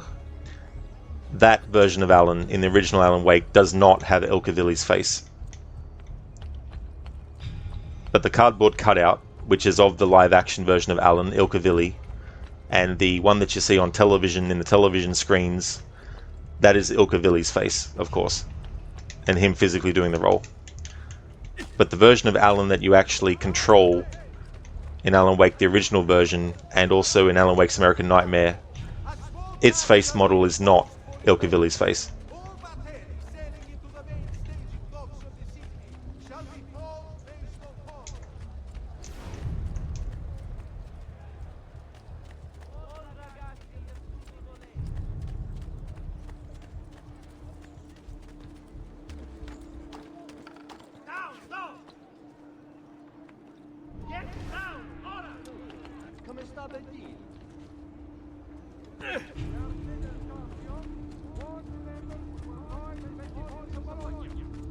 Important defaults suffered by an esteemed member have led to this draconian measure, which will persist until satisfaction is received.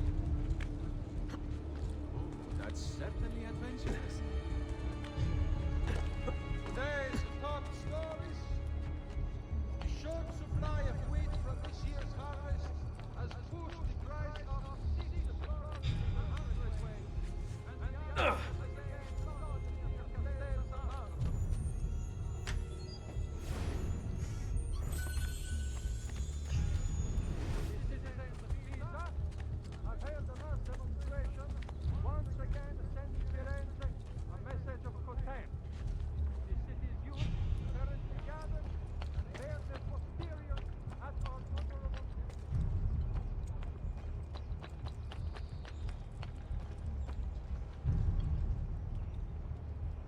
Cool, so I think this one is the Eye of Horus. Scar, by the way, why there is no random custom Arnie impression like Bane's, except only movie lines or your random movie quote? There should be one where you can type in what you want me to say as the Arnie impression. Or you can tell me what actual, like if you know a line of dialogue from his movies. I can also say that as well, I think.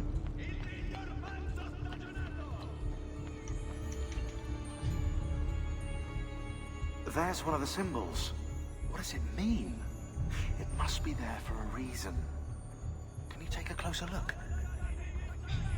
Hey! Try using eagle vision. Not got all day. What do you mean you don't have all day, Sean? You gonna say anything else, Sean?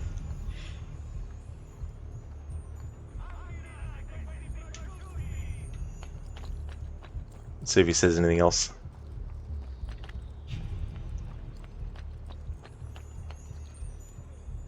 No, he won't say anything else.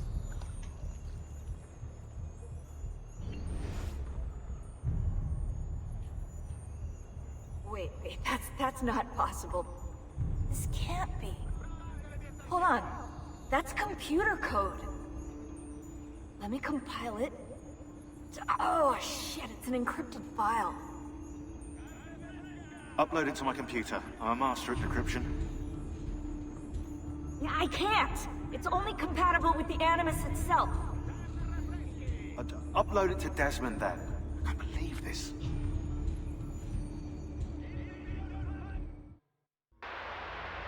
Hello, this is... They call me Subject 16. Listen, I don't have much time. There's something I have to show you. We have been lied to this whole time. Everything we know, everything we've been brought up to believe, it's wrong. Okay, I've uploaded the evidence, the file that proves it all. But I've split it into 20 pieces and locked each with a code. Can't be too careful. Queen Isabella. No, not her. What century is it? Never mind. I've hidden the code to the first file inside this program. Find it. Find them all. And along the way, you'll begin to see the truth. What the heck? How did this get inside our Animus? Oh, the memory core. We transferred 16's memory data from Abstergo into the Animus 2.0.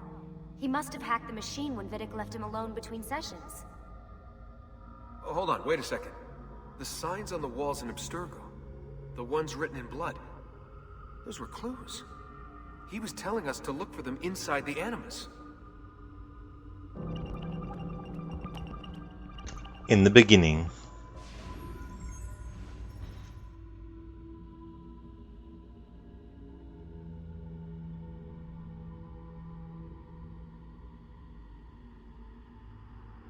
So in this game and in Brotherhood, the actor who plays Subject 16, who we later find out the name of as being Clay Kazmarek, was actually voiced by Cam Clark, whereas in Assassin's Creed Revelations, he was voiced by Graham Cuthbertson.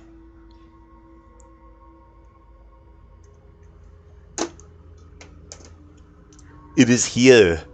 It's the second item on the list. Thank you, Leigh Minaj, for redeeming the Arnie impression. 5 of these mythic scenes share a core similarity. Pick them out and you'll begin to see. So I'm going to wait until the hint comes up so that we can get the dialogue from Sean.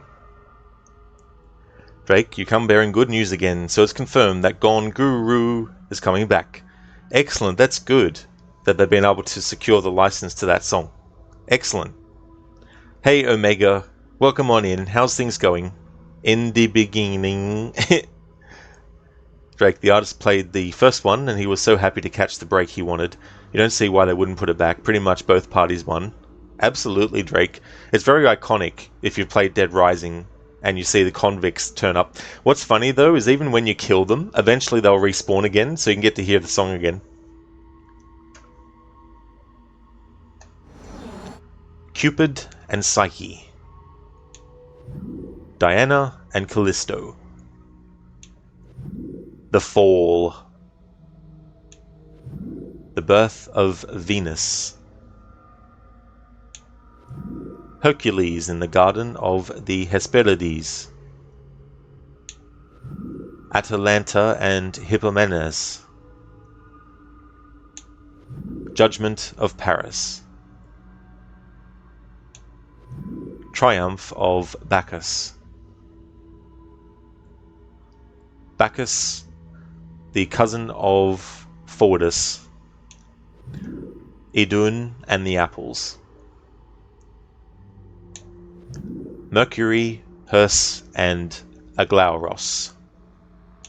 And then it cycles back to Cupid and Psyche. So I know the answer roughly, but I want to wait until it comes up saying to get a hint.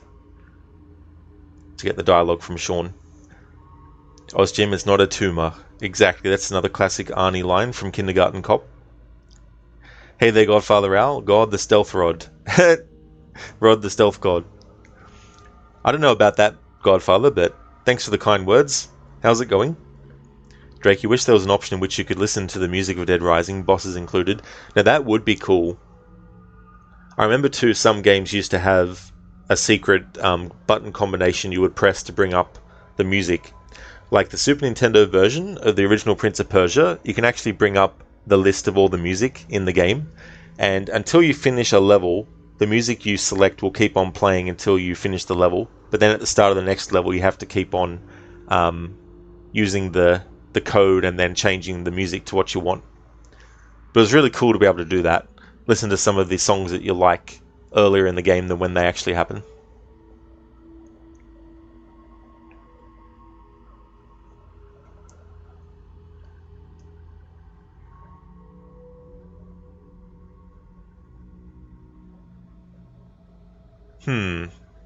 Maybe the hint doesn't turn up in this if you just don't do anything.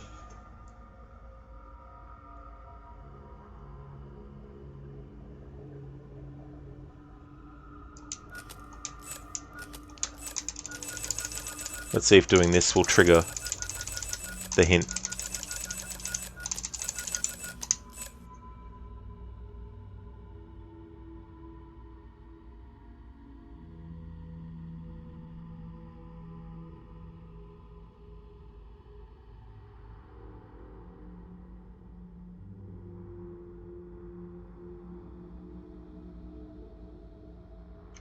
When it comes to these puzzles as well, I'll be using a guide if I can't work it out within a few minutes, because I've never actually committed to memory every single solution to every single puzzle.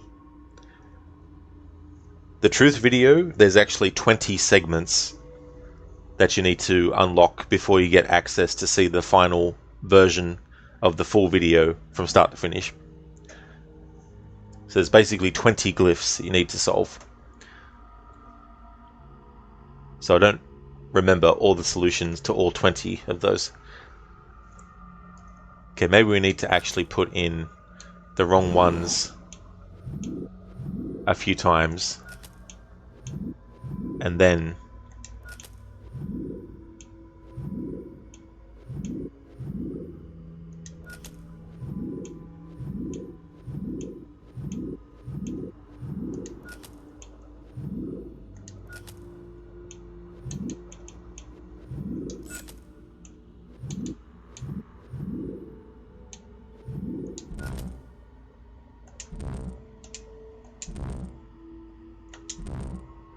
although it might not be until Brotherhood that they added hints. I don't know. It's so funny, these little minutia details between this game and Brotherhood. Sometimes it's hard to remember which game out of the two actually had certain little things. Hey there, Schiller. Welcome. I'm doing really good, thank you, dude. I was hoping to trigger the option to get a hint so we can hear Sean's voice and his dialogue, but maybe it doesn't turn up for these particular parts. maybe it's just for the other puzzles.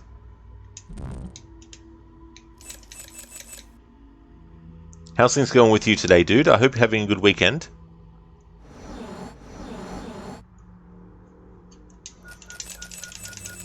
Anyway, I think if there was the option to take a hint, it would have come up by now, because I don't think it takes this long for the hints to turn up.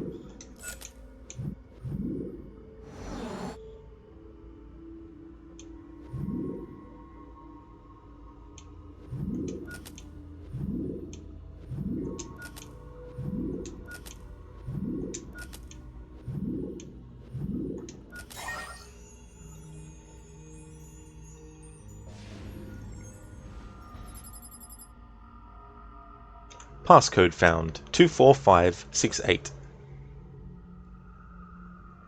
That's excellent, Sheila, that you're going good and that you're having a good weekend so far. I hope that continues all throughout the weekend. What streaming plans do you have? I forgot. Did you finish the? That's right, you did finish The Devil in Me. I remember you telling me the ending that happened. So that answers my question about that. When does The Case of Frank Stone actually come out?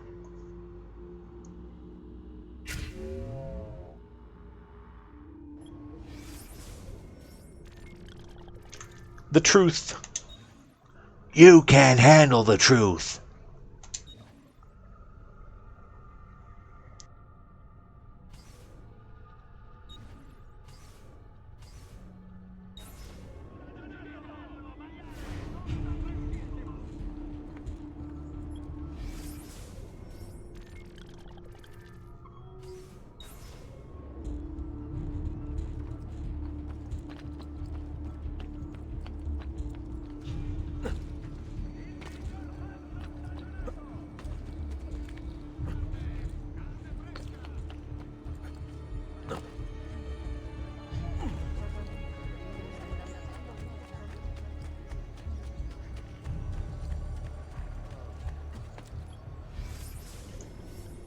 Sheila, so it's on Tuesday when it comes out. Oh, not very far away then. That's cool. I'm very curious to see what face models get used. So I can be like, aha! That's the face model of such and such. They were in this one and that one. Your plan is to do 2 playthroughs of Frank Stone on Tuesday and on Wednesday. Oh, hell yeah, that's cool. I really hope it's a good game. And if it is, then that'll be good to try myself one day as well. Caravan travel. Rebecca says, you should be able to buy a caravan ride to another city. Travel in the Renaissance was not the disgusting ordeal it is today. Instead, it was merely terrifying. The countryside was filled with bandits, causing most travelers to move in armed groups called caravans. Anxious voyagers usually sewed valuables and gold into the soles of their shoes or the lining of their jackets. Guides called Bettolini were sometimes hired to help plot the route of the caravans and book rooms at local inns, but those carriers were often working with the bandits, just like travel agents today. Sheila, and when this is done, you want to start your first playthrough of Witcher 3. Dude, that is going to be great to see you delving into that game for the first time. Having played it for my first time in recent years, it was just so good. Oh, Jim Bruce Willis has to have sticky notes now, as he has dementia. Yeah, it is a real, debilitating, disease. And people who have that, my heart goes out to them, because there'd be a lot of memories that we always like to try and cherish, but not being able to actually remember as well, that would be heartbreaking. She'll learn in between a bit of trucking when you don't have much time but feel like streaming. That's a good idea, dude, to have something that's a bit more casual as well, and a good way to de-stress too. Like if you're doing a playthrough that's intensive and you just want to have a stream break from that game but also stream something else, it'd be good to have something like that to fall back on.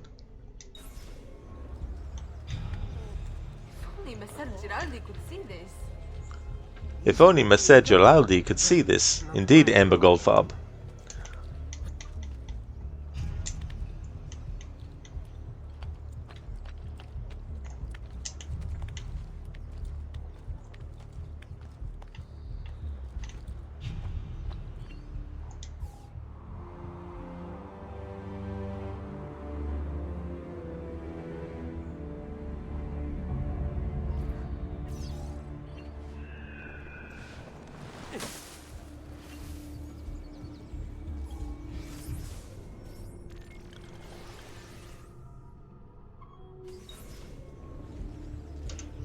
if you don't get the majority of the Codex pages before you attempt to actually go past the point at which you need to get the Codex pages, there's actually some dialogue that happens.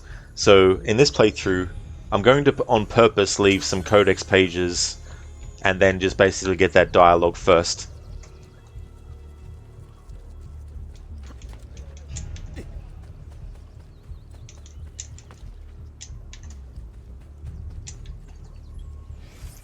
Santa Croce. Rebecca says, one of those strange glyphs Sean mentioned is on this landmark. You should go find it.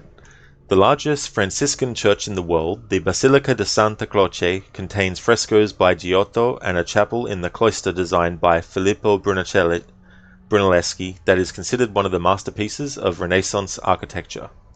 According to St. Francis and the Franciscans' reading of the Bible, Christ told his followers to take on a vow of poverty. And he said to them, "Take nothing for your journey, neither staff, nor scrip, nor bread, nor money, neither have 2 coats." So how did a sect of Catholicism that held a vow of poverty as one of its core values own such a posh church? Well, in 1322 the Pope declared that the Franciscans' vow of poverty was illegal, that Christ had, in fact, owned property and wanted his followers to own property. This meant, of course, that the Franciscans were forced to collect money and land, which would in turn go to the Pope, proving that biblical interpretation can be surprisingly profitable, especially if you're the Pope. Yeah, it's funny that, isn't it? This is the word of this person, but we can change it to suit our needs when we want to. Oh yeah, Anemone, that's all good. Thanks for stopping in for a little bit. I really hope you enjoy the rest of your day. You have a good one.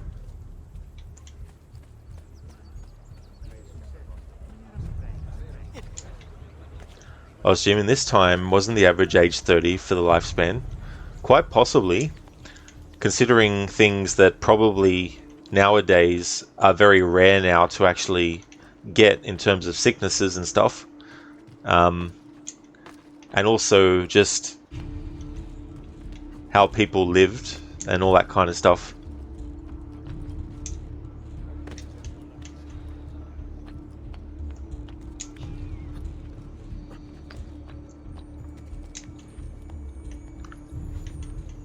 Okay, I'm not ready to collect feathers yet.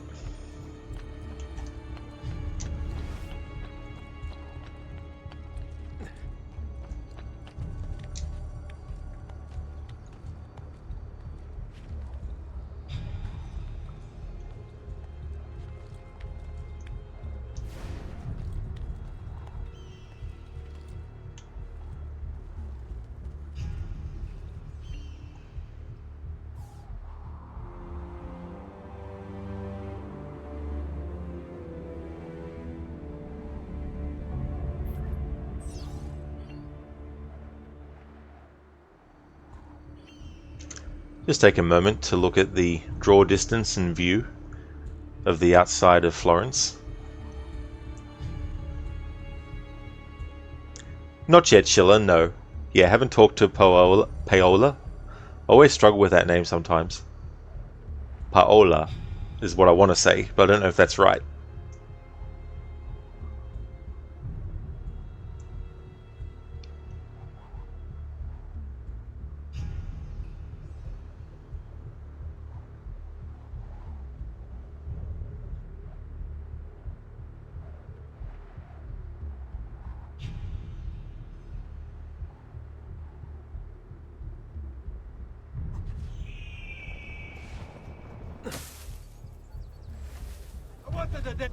I want him stopped. I don't see him anymore.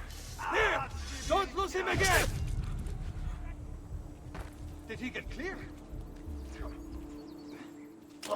Ha! There! After him! Hurry! Let go!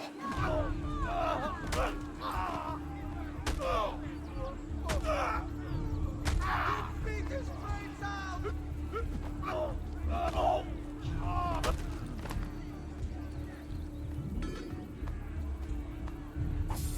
Aberration! How dare you defile the dead! Hey, it's the Architecto. Oi, Architecto, come here.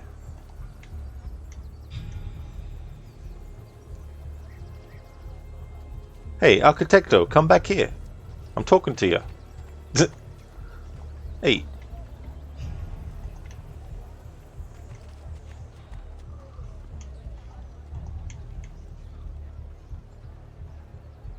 Yeah. I know you know that you're the Architecto. Oh, Jim, no dog. Stop a passing wind, you stink. Must have been the wind. That could be him. That could be him. Nah, man, that ain't me. I'm from Buffalo.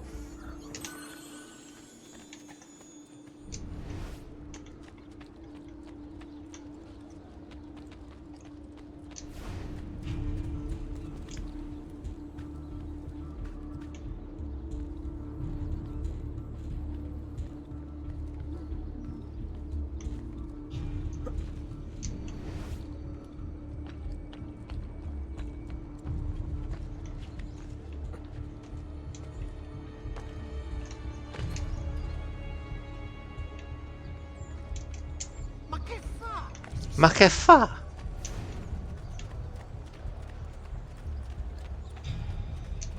Hey, spare a thought for others you might injure.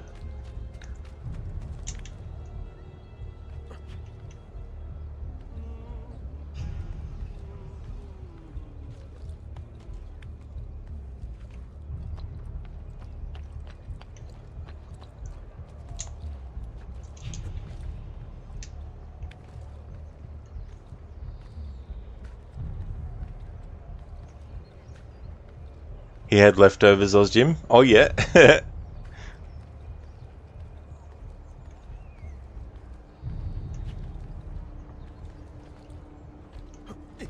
There it is.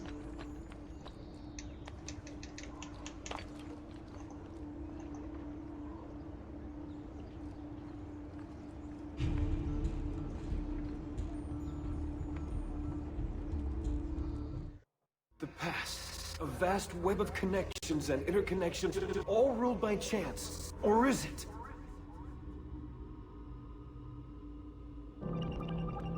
"64 squares.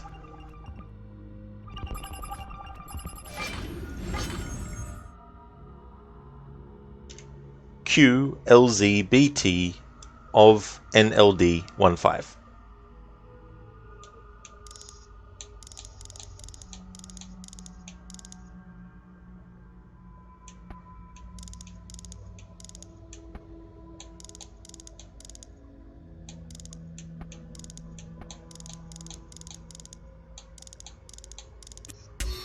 Queen Elizabeth I of England, 1559, ID Piece of Eden 2, Apple.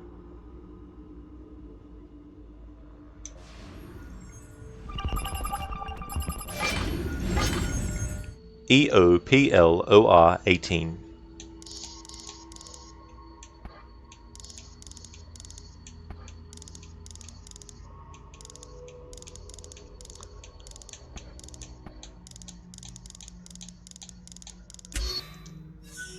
Emperor Napoleon I of France, 1812, ID, Piece of Eden 1, Apple. In Assassin's Creed Unity, in the Dead Kings DLC, the Piece of Eden that you actually get in that, which Arno gets sent to Egypt, Napoleon, when he wages war in Egypt, actually gets that apple and puts it into his own possession. And it's this apple that we see right here that he has.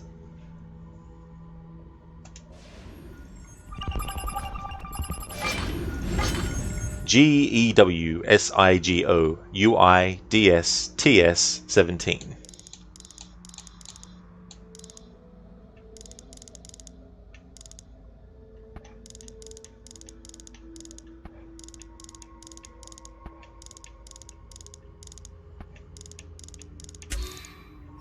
George Washington, United States, 1781, ID, Piece of Eden 3, Apple.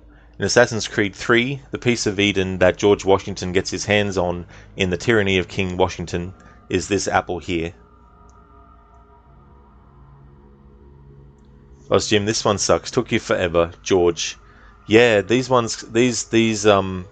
puzzles can definitely be difficult. That's for sure.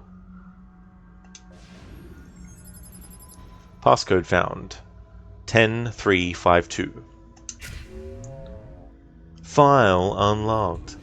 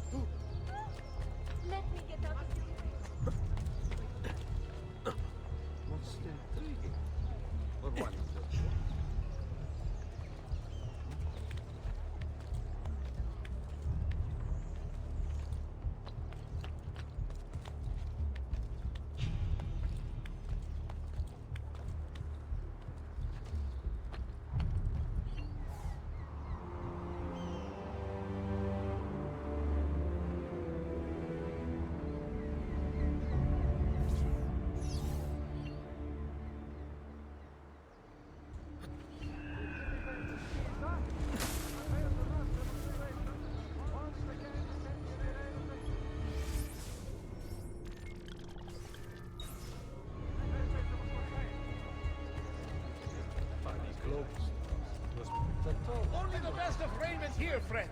Silks and clothes of finest weave. What the air for all. Come, don't be shy. I've quite a few different accessories too. Things you may not know you need.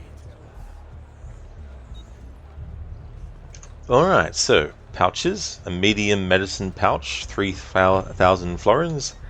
And a large one, a large medicine pouch, 6,000 florins.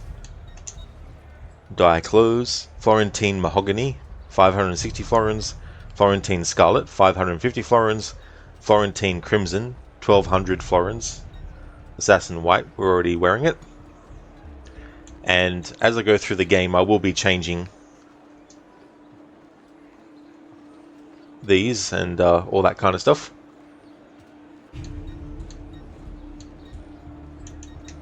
But for now, keep Ezio wearing what he's got.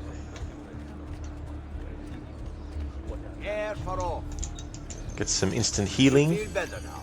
Take care.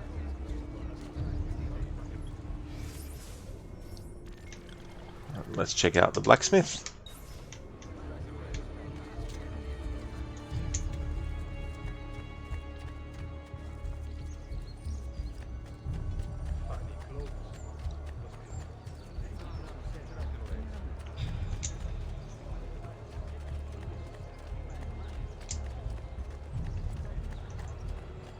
Come, amici. This week I'm almost giving my labor away. Alright, no armor requires repairs. Armor. Leather spolders, 2,300 florins. Health +1 and resistance +3. I'll hold off on that. Don't want to spend too much too soon. Currently weapons are out of stock, same with small weapons and same with ammo. Come again, should you change your mind. Be sure to mention to your amici. And let's go to the art merchant. One of the things I'll be doing as well as part of this playthrough is buying all the paintings, which is interesting because in Assassin's Creed Brotherhood, in Montelegione, all the paintings that you can buy in Assassin's Creed 2 are actually already hanging up in the wall around. So if you haven't bought them in AC2, they won't be on the walls, but in Brotherhood they are, which means that it was actually canon that Ezio bought these paintings. It's something I don't always do in every playthrough though. I am taking orders for next year. I have prefab bio scenes ready for your sponsorship inserts, and a good rotation of portraitists ready to immortalize you. Currently paintings are out of stock. Treasure maps. Maps can lead you to treasure chests. We have one for San Giovanni and one for San Marco, and getting chests is definitely part of this playthrough. So we'll buy these two maps.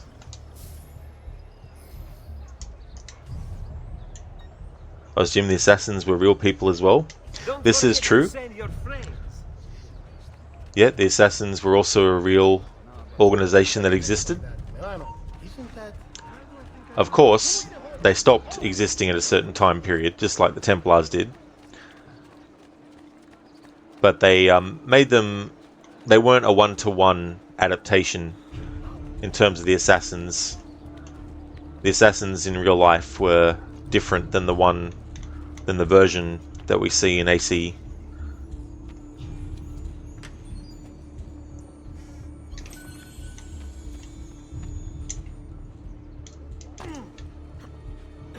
But yeah, there's some documentaries on YouTube that cover the history of the Assassin.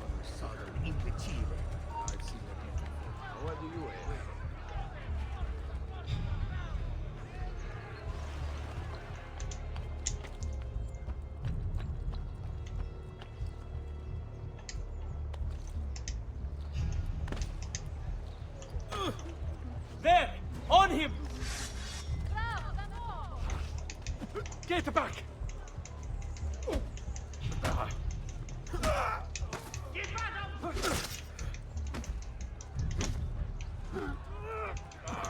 Get Oh no, you don't! On him! Remember your training!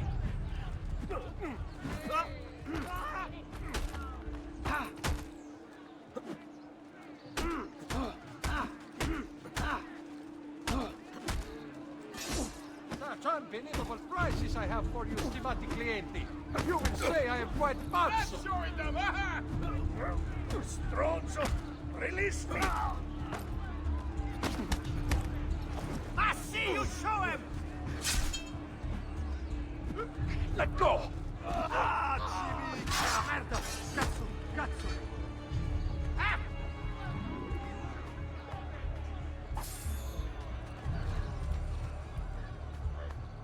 Menage, what if they still exist and we just don't know about them?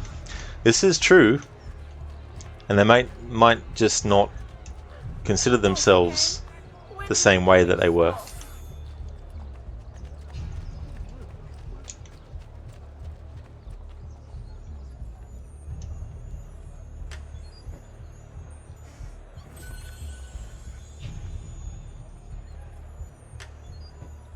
Dr. Darling, the Templars still exist.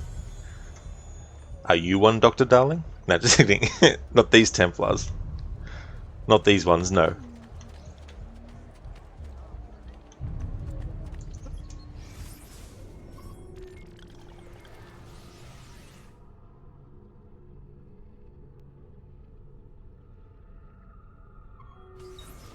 The body.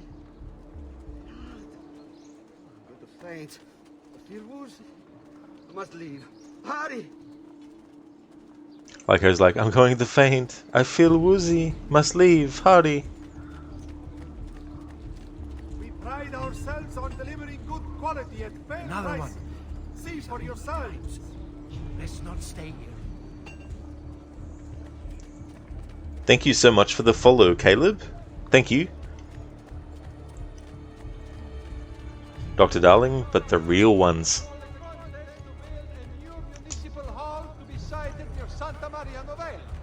Interested members of the Arte dei Maestri di Pietra e Legname. E Legname.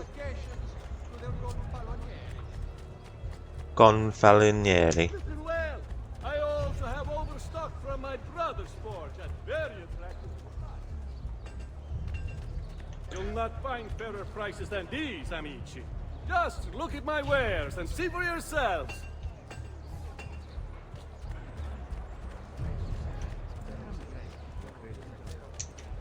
Come, amici! I've fresh sheep's urine and rosemary poultices for your bunions. Fresh sheep's urine for bunions. Interesting. Ah, yes, much better, friend. You'll see. Jim, the Templars are the Freemasons. Actually, that reminds me in Assassin's Creed 3, when you do the underground of Boston and New York, the clues to the solution to unlock certain doors is related to doctrine of the Freemasons.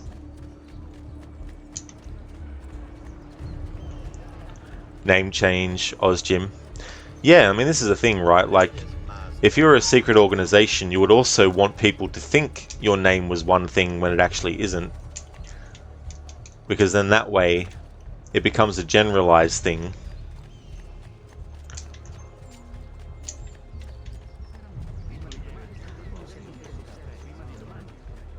And also, creating misinformation on purpose to misdirect people. In terms of like the context of the Assassin's Creed series, it is mentioned that the Templars, do that in Assassin's Creed 1. Desmond and Lucy talk about the Templars, and she tells him how many pies they have their hands in.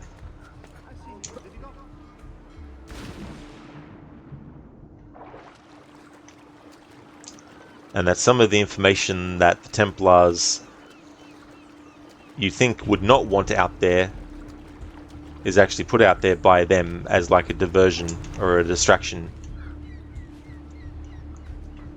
Like, Minaj, that's what they want you to think. Exactly.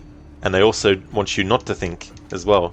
The art of thinking without thinking.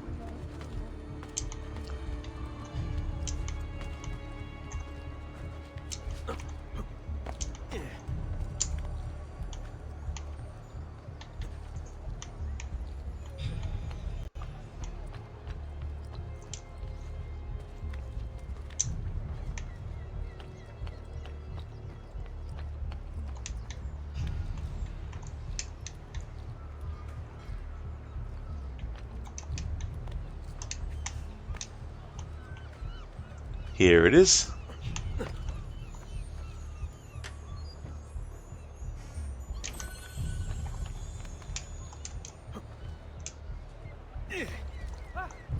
Ah, his reaction.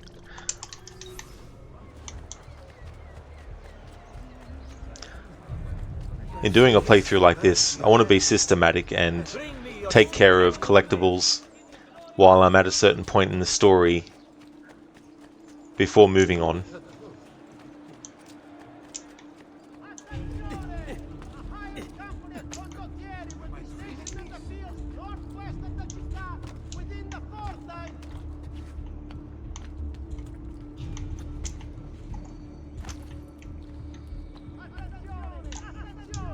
Only Baldassare the tailor can make you the object of every citizen's envy.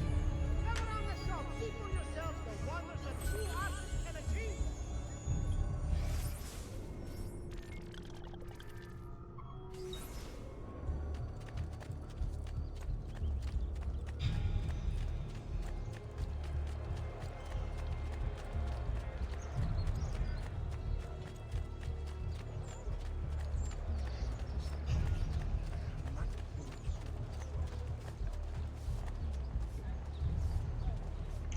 I saw that apparently actor Jeffrey Dean Morgan was interested in doing a Red Dead Redemption movie, and apparently a role that he would like to play as Arthur. And I saw that some fans were saying maybe he'd probably be a better Dutch. And I mean, he could probably work as both. But I kind of think that he'd probably be better suited to Dutch, actually. But, I don't know.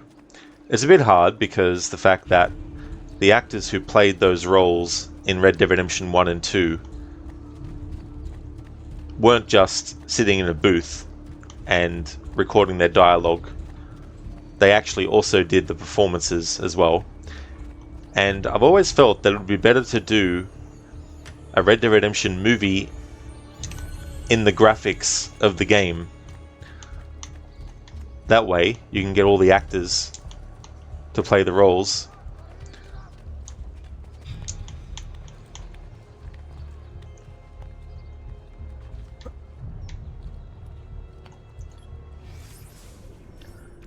Dr. Darling, he has plans. Le Menage, he's got a plan.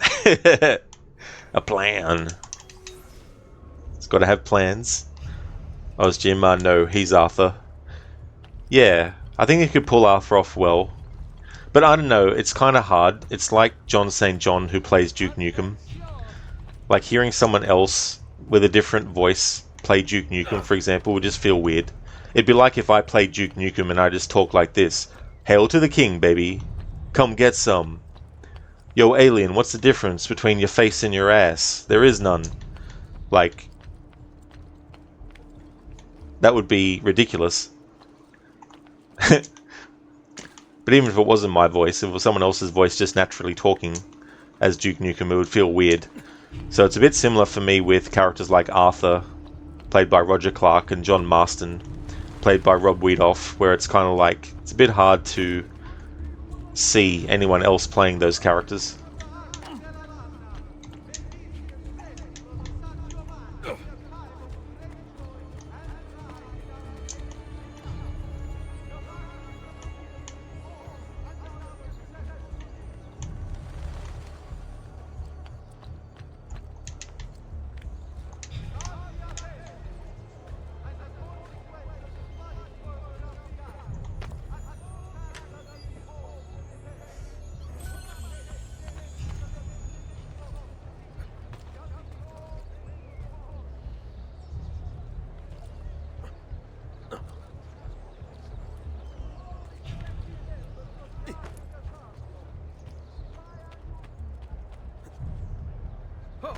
Leave me alone! Please, leave me alone!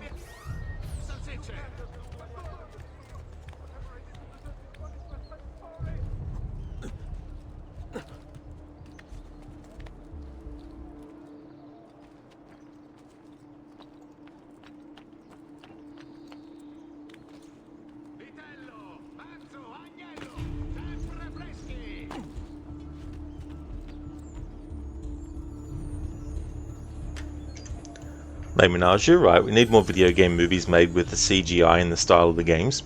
Absolutely, you know, because like it also helps make it feel part of the same world. It's like with the Legend of Zelda movie that they're doing. They're doing it in live action, which can work, but I feel like doing the animated route would be better, because then you can be more exacting in how everything looks. So it's a similar thing with the graphics of, say, Red Dead Redemption 2. Now, obviously, if they were to do a movie, then the CG quality would, you know, strive to be even better than the game graphics and stuff.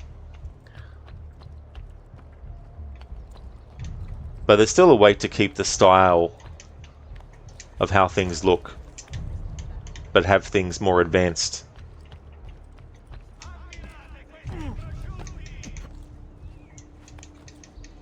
I was Jimmy, you'd pay to see it at the cinema.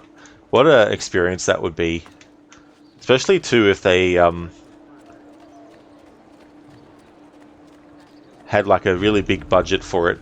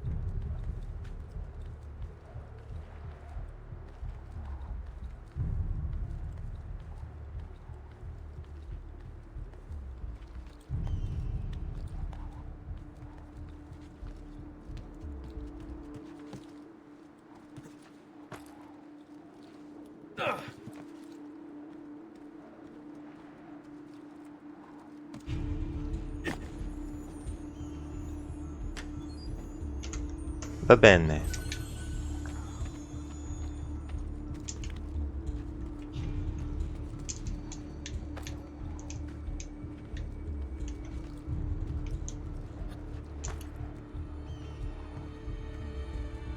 Oh, Jimmy, you'd cry at that point when Arthur's horse dies. You did when you played the game. Such a tragic moment. And the fact that they actually didn't just treat it as a gameplay only thing, where it's, you know, just it happens and then the character just keeps moving on. It's good that they actually made it something that really affects Arthur as well. There we go. So that's what happens when you have your back facing a haystack or anything else that you can do a leap of faith into, and you press the buttons to go down.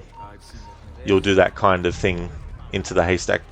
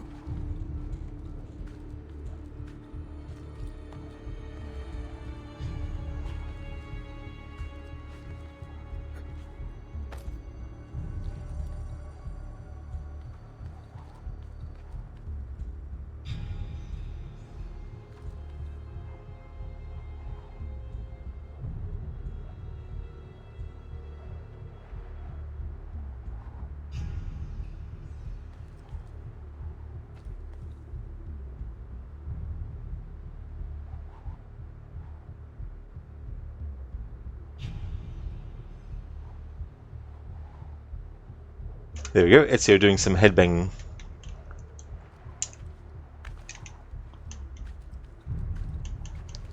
So the way he shimmies left or right is hilarious. To have enough confidence in yourself to move one side of your body at the time is an amazing accomplishment. Yeah, knowing my luck, something would give way. Even if it had supported 500 people before me, I'd be the one that would be the final straw.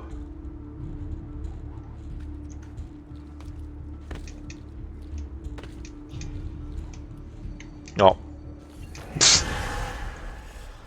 As Jim, it hurts in game. You spend all that time bonding with the horse, then bang, he's gone. This is true.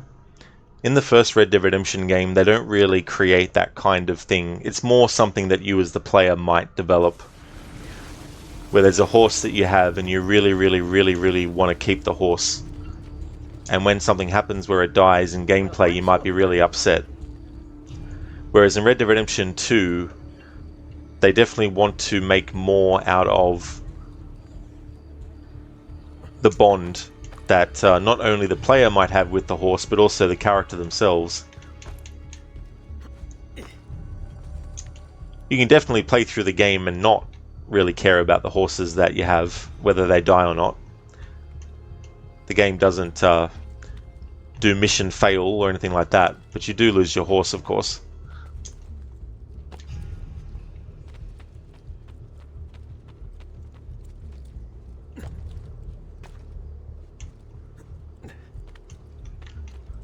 Hello there again, Imbita. The game's going really good. Just currently going around and collecting treasure chests.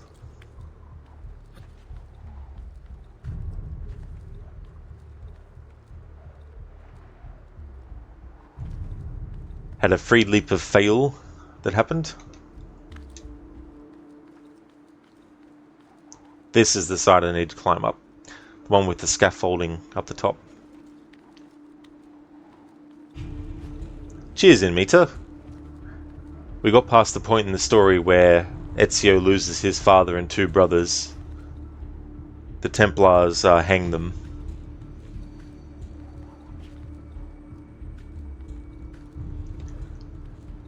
Sona, same bond in Shadow of the Colossus. The trust they share between each other is enormous. it's great when they try to do something like that, at least, where it's not just the character themselves that they want the player to invest in, but also any companions, whether it's a pet companion or another character, you know. You named your horse Mr. Ed? Ozjim, very nice. Whenever I do my annual playthroughs of Red Dead 2, I always call the horse Gavin, to make it funny when Gavin's friend is running around, Gavin! And I can just say, look, I found Gavin. He's here.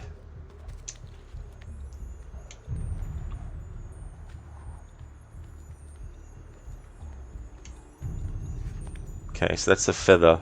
I don't really want to collect feathers yet.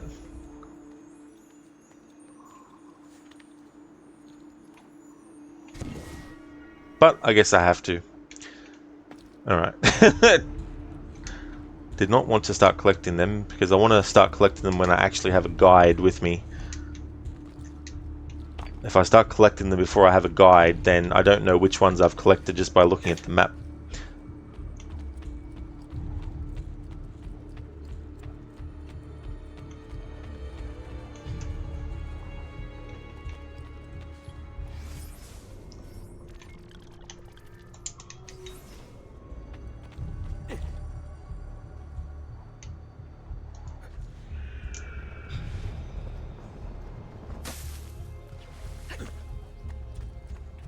Work's been quiet so far in Meta? Oh, that is really good. That'll definitely be a relief.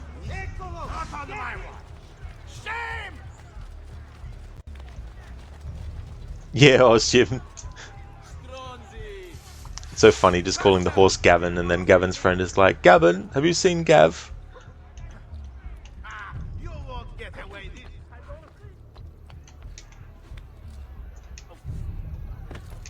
In Meta, you named the horse Roach because of Witcher 3? Oh, cool. That's something cool to do. Roach.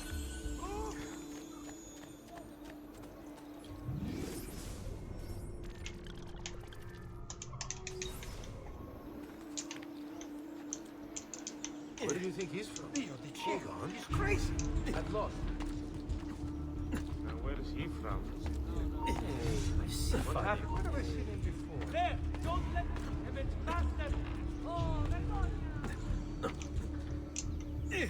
I've seen him before. There! He won't get far! Don't lose him again! Don't be up here! Leave! Not you! There! There! Where did he go? I see him! There! Let me go! I like that. Let me go. Poor choice of words.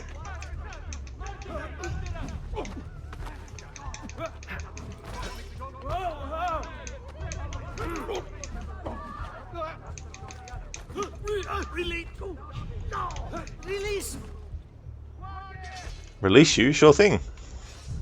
Should have specified where you would like to be released to, i.e. not off the top of the building.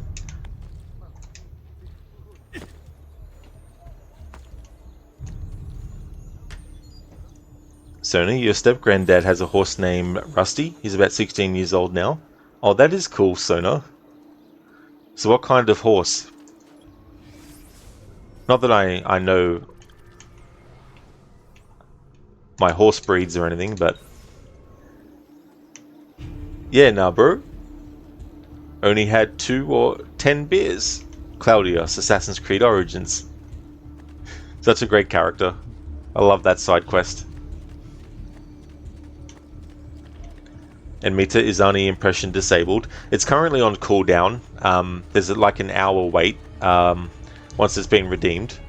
So I don't know how long it's been since it was redeemed, but yeah, there's an hour cooldown on it. Never seen him before. I distilled an elixir of lead and pomegranate. Ideal for the lift. You hurt someone. Dr. Darling, we can ask Marcos about horses. Oh yeah, he's very good with horses. He'll basically tell you that the horse that you want to choose has some quirks, and tries to make it out like each horse is actually unique with some kind of different stats or something. but at the end, the only thing that changes, or the only difference between each one, is just what color the horses are. I haven't read this one, I don't think. Or have I read this one?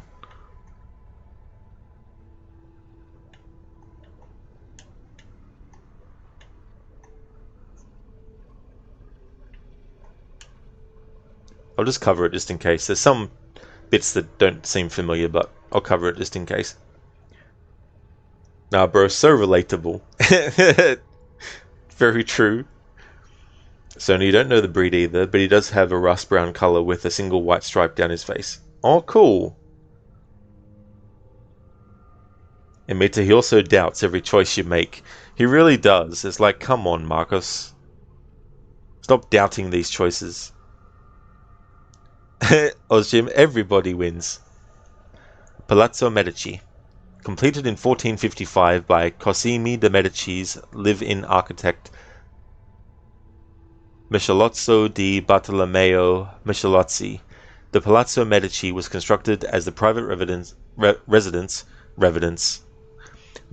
of the Medici family. It was designed according to the values of humanism, the dominant ideology of the Renaissance, which attempts to engage the viewer with structures built on a more human scale. At least that's their theoretical ideology of the palazzo, but the effect goes something more like this. The outside is foreboding and keeps people out. If the facade could talk, it seems to be saying, "Get back! You do not belong here! You're not important enough to enter!" In contrast, the interior courtyard, which only the Medici and their guests saw, has none of the exterior's hard edges. It's full of luscious, curving, rounded arches, like a wedding cake. It says, "You've arrived! Welcome to paradise!"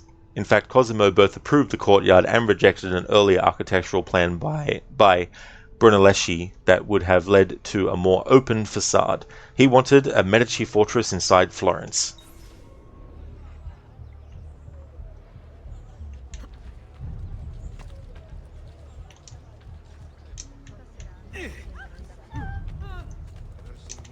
Well, aren't you a funny monkey? She'll let everybody benefits. All the time. Marcos and his thoughts on how you make wine. You grow grapes on the vine, and then you make the wine, or something like that. Just last month, the Visconti bought 300.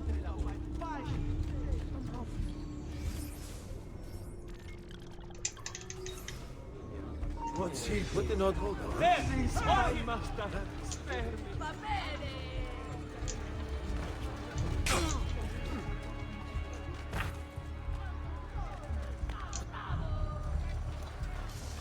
Damn it, bastard! Can't see him.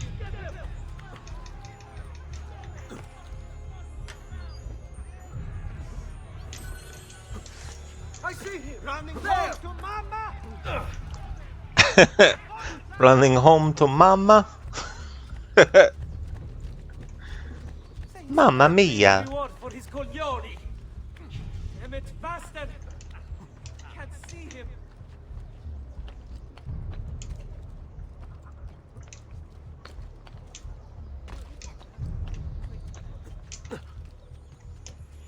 That's okay, Amita. You got to go again, but you'll come back on your next work break. See you later.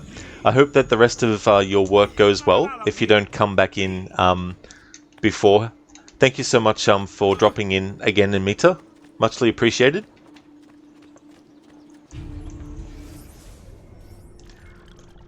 Jim, aren't you glad guns aren't in this?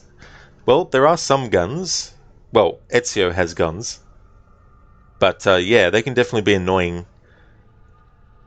Especially in Brotherhood when you have the guns that get shot at you.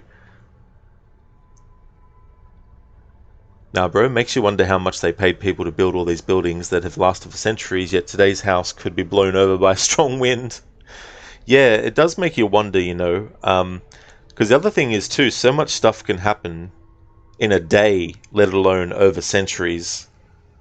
So some of these structures that are still actually standing, there might be things that have gone wrong, like wear and tear and a little bit of destruction here and there, but to actually still have something standing there after centuries. Would like to highly recommend people check out Enmita's channel if you haven't before. He's doing a playthrough for the first time of GTA 4.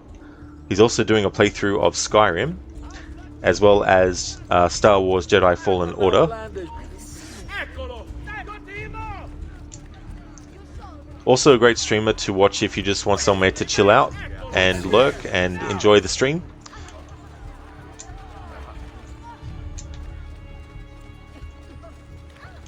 Your death will not be swift or easy.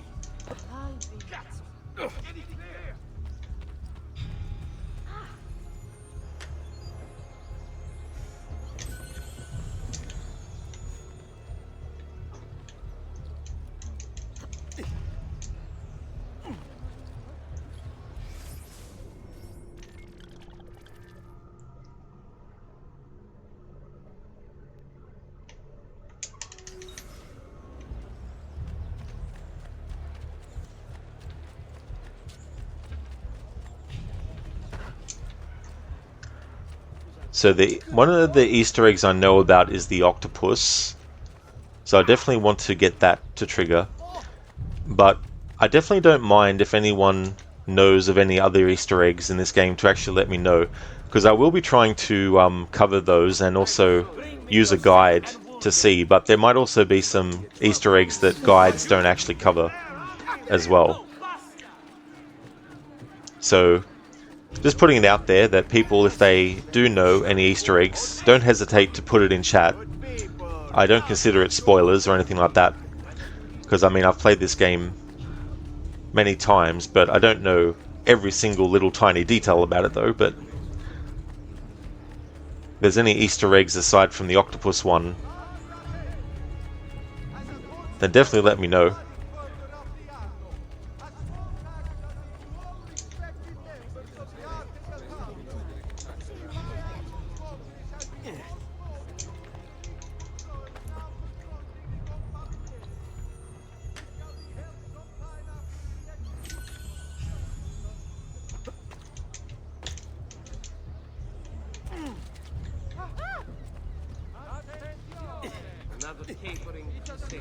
Oh, excellent, Jim. That's cool.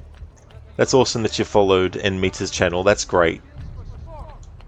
While not illegal per se, remember, it is only divertimento until someone breaks a leg. Crooked, there's the Easter egg during the 7 roller sequence where you see the ghosts of your family when visiting your former home, but you think it only triggers on console, so you should be able to. That's a good point. Yeah, that is such a great thing that they added. It's really cool to be able to do that. Just reflect on how much time has passed for Ezio.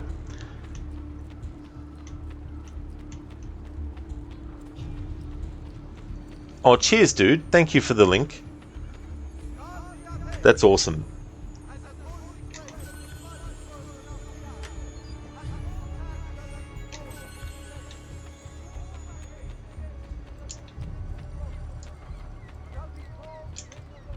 There might be some content that I won't be able to access with this version of the game, so I might have to do a stream one time to do some of the content that the Ezio Collection version actually has. Like, the 2 sequences are fine, I'll be able to access those with this version, but I might not be able to actually access the Auditore Crypt.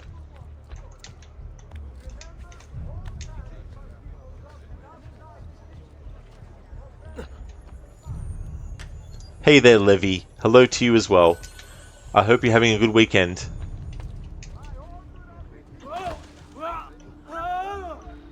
Hang on! You can't just do whatever you please, pazzo!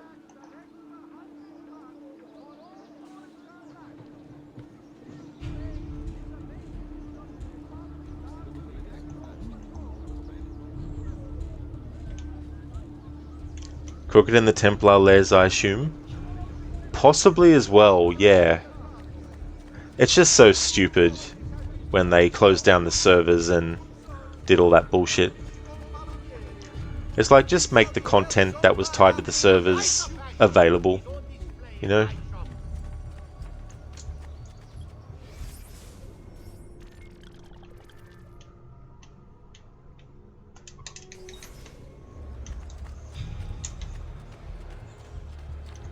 Good people of Firenze, a message from the Arte della Lana. There's some content in Assassin's Creed 3 on the Xbox 360 version that I definitely don't mind not having access to on that version, which is the Benedict Arnold content. That's really annoying in that one.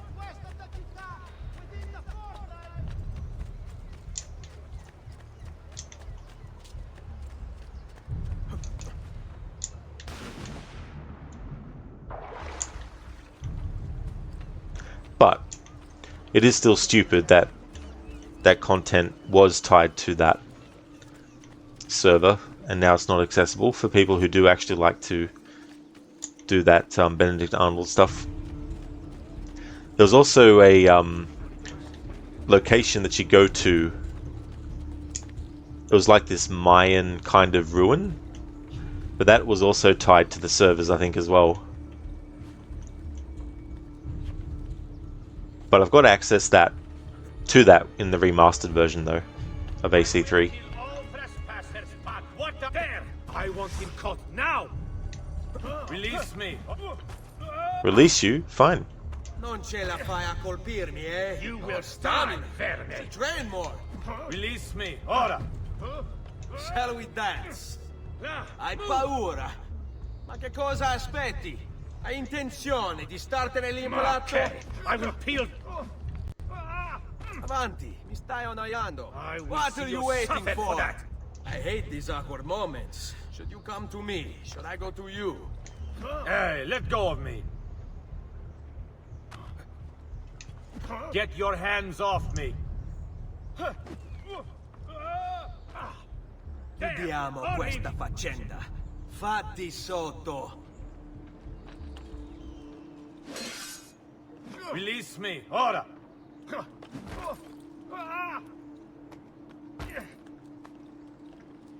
Hey, let go of me.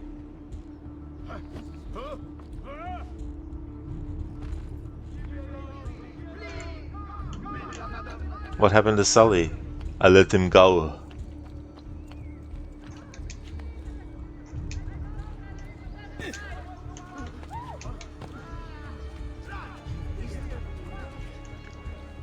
Ozjim, you like that. Oh, what was that? Sorry, Ozjim?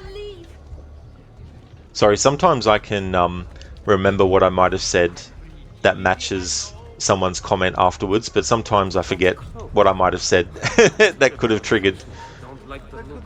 Traditional remedies and the wisdom of the Arabs. Hey, you! There! On him! You are finished! Robert, did you see where he went?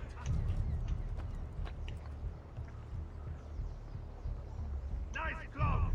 Looks like a chicken trying to ride a car. Clear the strada! He's got the shot. Why do I think I know that? He's bolting! Stop him! Release me!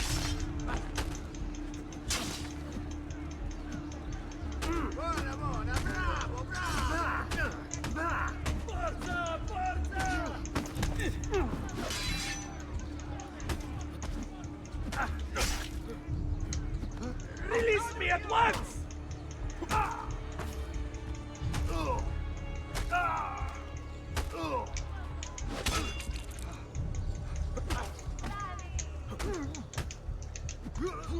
Let go of me!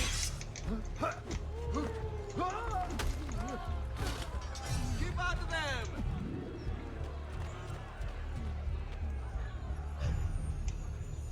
Laymanage, have you heard of the Stop Killing Games campaign? I haven't, no. Yeah, haven't heard of that before. Oh, I was doing the Benedict Arnold quest. Oh, I gotcha. Yeah, that's fair enough. Yeah, I've done it twice. I did it once in the original version, and also once in the remaster as well. Walk away. Stop that! The dead must be left in peace. Sorry, Christina. Human, horrid things. Come, friends. I've fresh caught leeches today. Where is your mask, sir? We're supposed to be wearing your bird mask. A rebellious doctor, eh? Farewell and swift recovery, amico.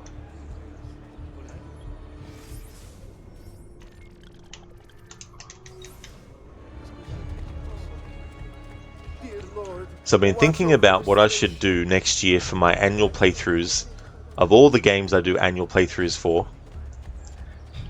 And I think what I want to do, especially with Assassin's Creed and Tomb Raider, for example, is just do vanilla playthroughs back to back early in the year. Not just those games as in 7 days, just one of those games and then boom, next. But I mean to say, focus on doing those annual playthroughs earlier in the year to make more room for playthroughs of games I haven't played yet, or games that I want to do other playthroughs of. So if I do the annual ones early, then it means that enough time will pass after they're finished to maybe even do random playthroughs of any games that I feel like doing as well. Because that way it'll free me up for a lot more stuff. So I would probably want to make sure that I do Mass Effect 3 at the start of next year. But in conjunction, I'll probably do... I think I'll do my Assassin's Creed marathon next year earlier, first, before the Tomb Raider one. Because the Tomb Raider one I'm doing now, I don't want to do that closer to the end of finishing it this year, if that makes sense.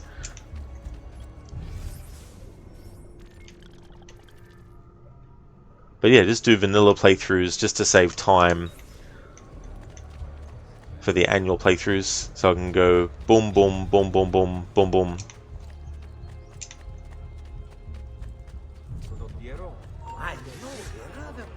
So no, not so much a weird question nowadays about asking for a person's mask. Yeah, that's a good call. Ozgym, Andromeda. Don't know about that one yet.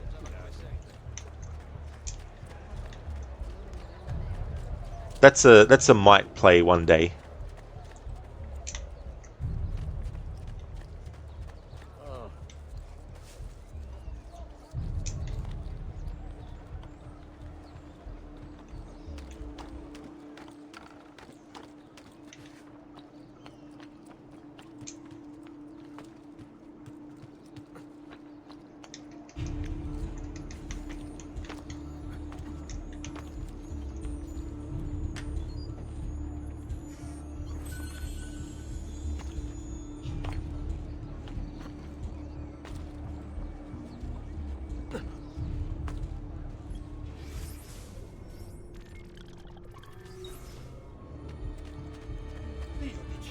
He's crazy.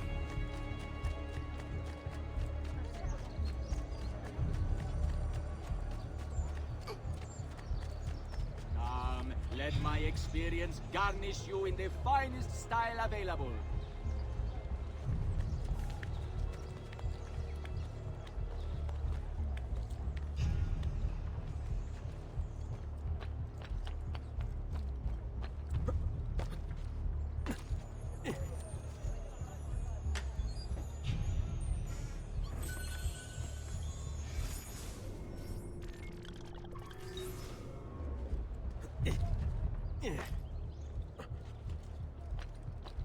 Get down, now! Laju, where do you think you're going?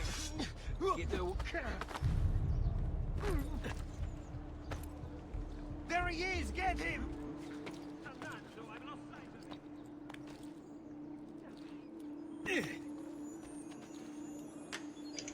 Oh, was it Sona? So Andromeda was also the TV series you watched growing up that inspired you to learn the alto saxophone. Never actually saw that, but I do know that Kevin Sorbo, who I'd seen a lot in the Hercules series, and Xena, when he was in that too, was actually in that show. I'm assuming he played the captain. I never watched it, so I don't know for sure.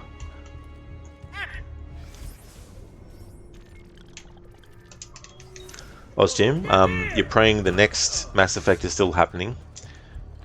So did they announce that they were doing Mass Effect 4? So it'll be interesting. I'm playing through the games for the first time, and I played through and finished Mass Effect 1 and 2. And so when I do Mass Effect 3 next year, I want to do another Renegade run like I did for the first game.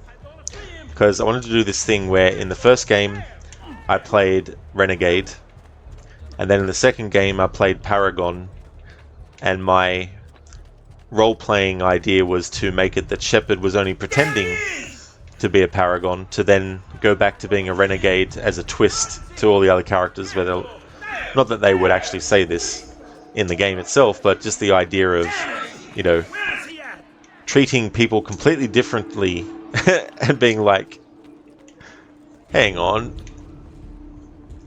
what's up with Commander Shepard now?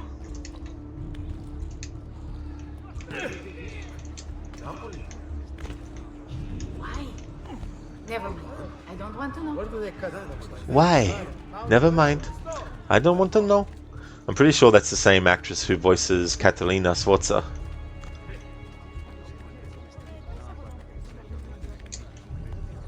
Oh, is it Ozjim? It's supposed to be in development. Be interesting to see what happens with it. Can be tricky sometimes, especially if there's like a trilogy that people enjoy, to then do like a fourth version. Fourth game, I mean. Or story.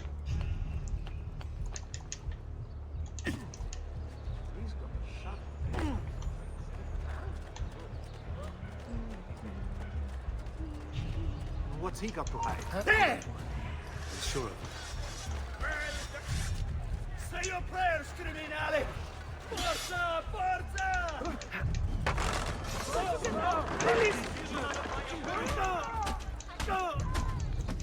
Get it out! Wait for a slip! Unhand me! Let go! Measure your strikes! Be patient! Let me go! This is none of my affairs!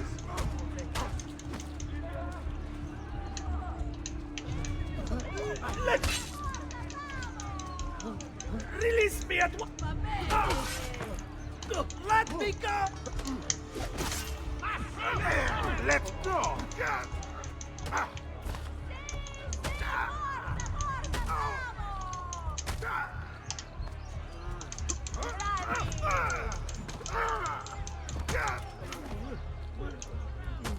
Leave me be!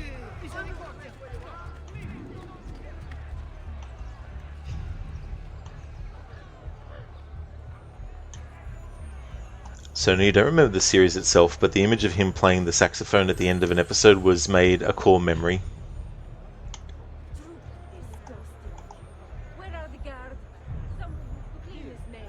Wonder if this is supposed to be a doje or something.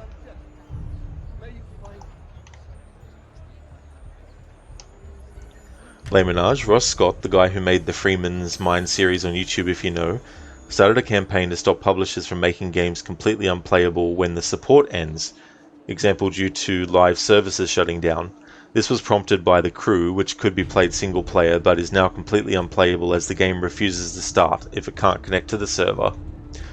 That is good that someone has actually started something like that, because it is something that I feel like should be taken seriously, you know what I mean? Like, because the thing about it is, sooner or later, games that people now enjoy and who laugh at the fact that older games aren't available anymore or whatnot, that'll then happen to their game eventually that they enjoy, you know. So I think in general it's a good idea to actually preserve all games to be able to be playable in the future, even when the support ends for it, to have it actually be something that is in place.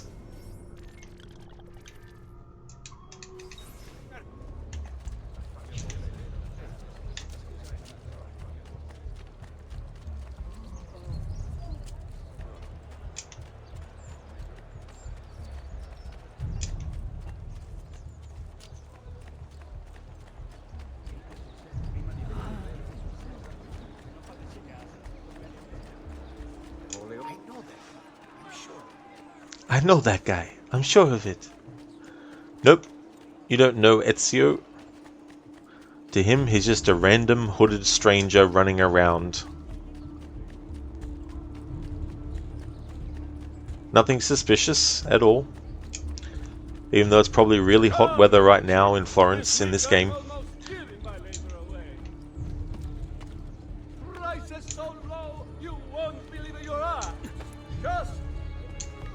He said prices so low you won't believe your eyes, but it kind of sounded like you won't believe your ass.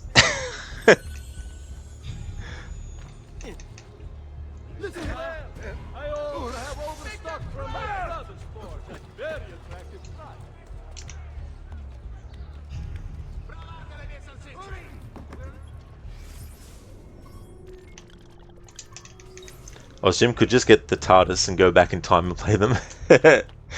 Yeah, I got one. I should just pull it out of my pocket and rev it up and then just be like, yep, gonna go back in time now.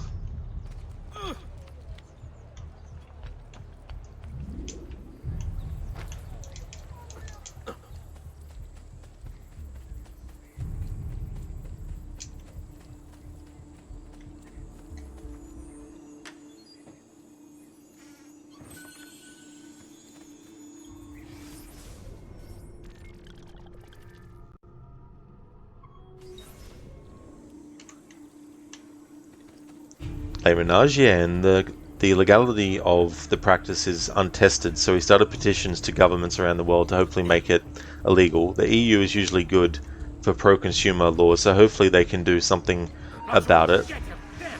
Yeah, because I mean, you know, ultimately these things aren't free, you know, they're things that people spend money on, and even if it's been years since that money was spent, people still consider that to be an investment of value, and the inability to play that game is essentially in many ways saying fuck you to those who had actually purchased the game.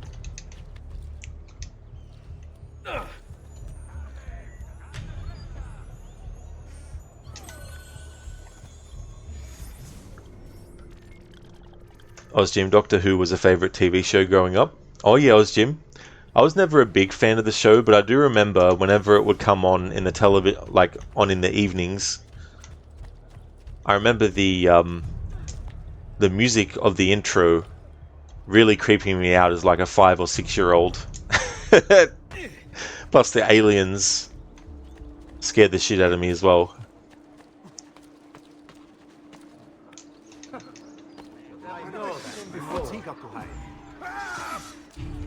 But then, once I hit the age of like 8, I think I stopped watching Doctor Who. I don't know for sure that I was 8 years old when I stopped watching. I'm just guessing, because that was a long ass fucking time ago.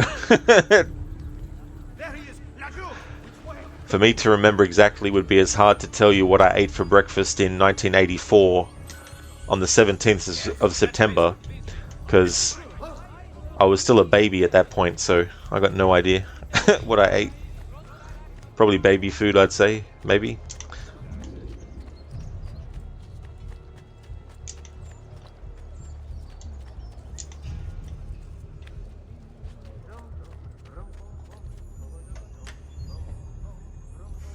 Jim and the Goodies. Oh yeah. Yeah, I think I remember that show. I used to remember in the mornings before school watching shows like Astro Boy and watching, I think it was called The Puddle Down the Lane or something like that. It was a British show about this wizard, and he would put his finger in a puddle of water and he'd spin it around. I think he would say something like pom pom pom pom pom or something like that, and then it would transition into some kind of like, I don't know if it was an animated thing that would transition into or not. But it wasn't until later that I found out that the actor who played the wizard was Neil, I think, is it Innes or Mick Innes? I think it might be Neil Innes.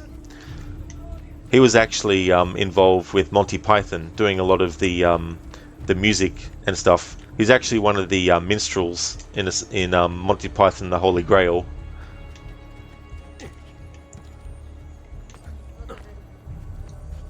What a skilled athlete! Puddle Lane, that's it. What was the show too that had that character called T-Shirt? I can't remember. It was a live action thing.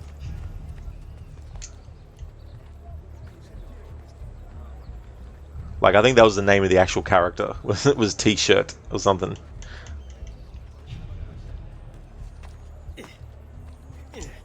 Nicely done!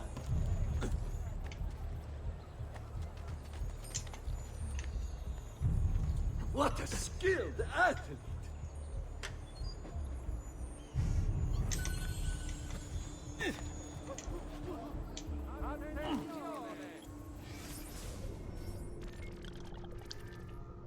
Okay, let's go to set display and just want to test something.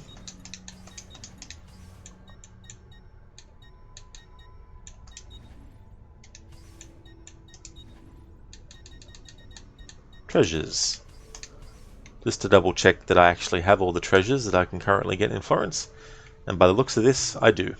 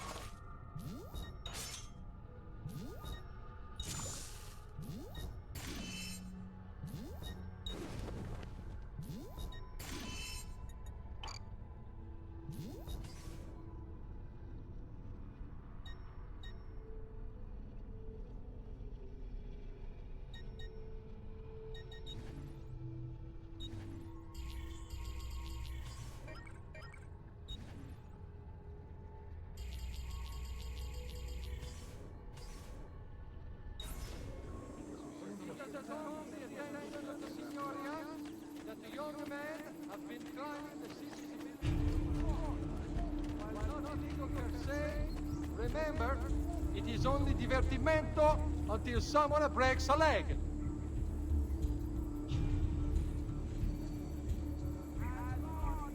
The Arte del Cambio warns members to avoid the Bentivolios of Bologna. Important defaults suffered by an esteemed member have led to this draconian measure, which will persist until satisfaction is received.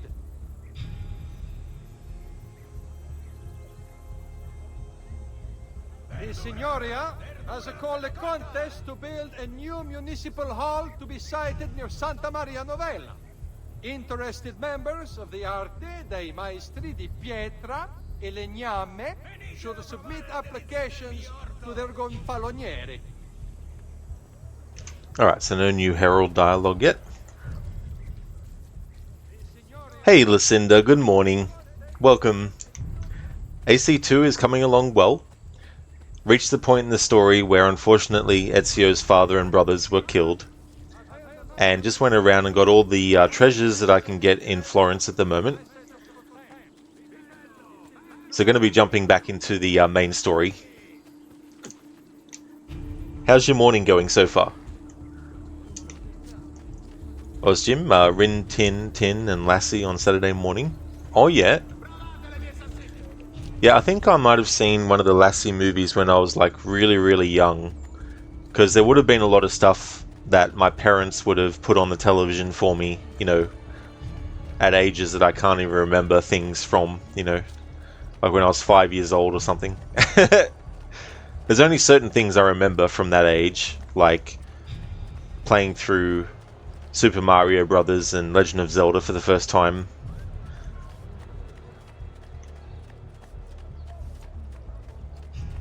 Plus, you know, a lot of movies were rented, so who knows what movies might have been rented for me that I watched as a kid.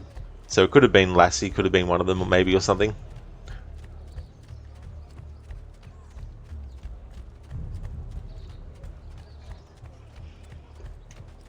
I assume it was on black and white TV back then. Just amazing the technological advances that have happened over the whole history of the medium.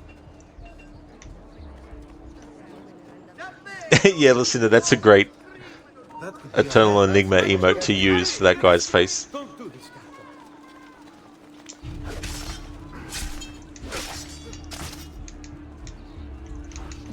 Remember your training, man!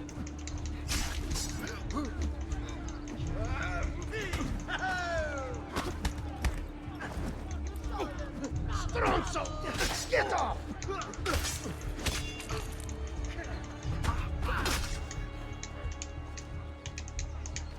Let me go.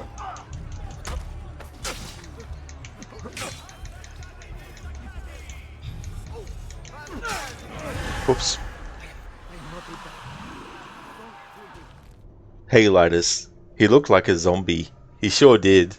I like doing that in this game, going into first-person view mode. You can't walk around in first-person view mode, though. You have to actually do it when you're standing still. But it's still cool nonetheless. I'm doing well, Lairs. Things are going good, thanks, dude. How about yourself? How's your weekend going?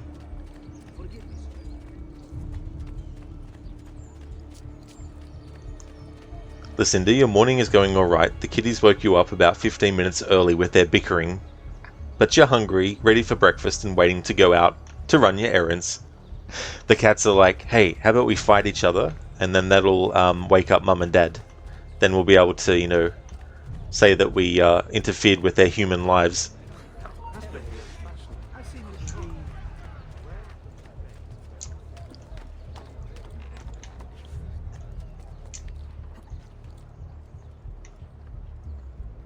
Nicely done! Thieves. Filthy thieves.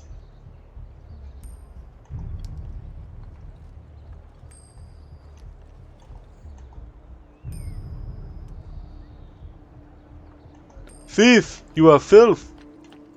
Die, thief!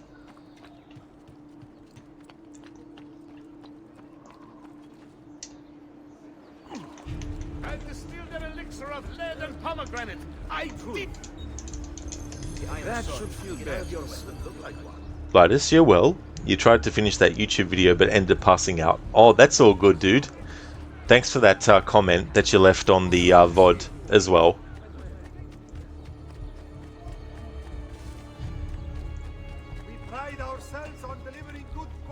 Oh, so you remember watching Tina Arena and Young Talent Time? Oh, yeah. Yeah, I think I was probably seeing some of that when it was on the way out, I think. Because, yeah, that also... Didn't it have Danny Minogue on that too? I mean, it probably had heaps of Australian singers that went on to be big, but...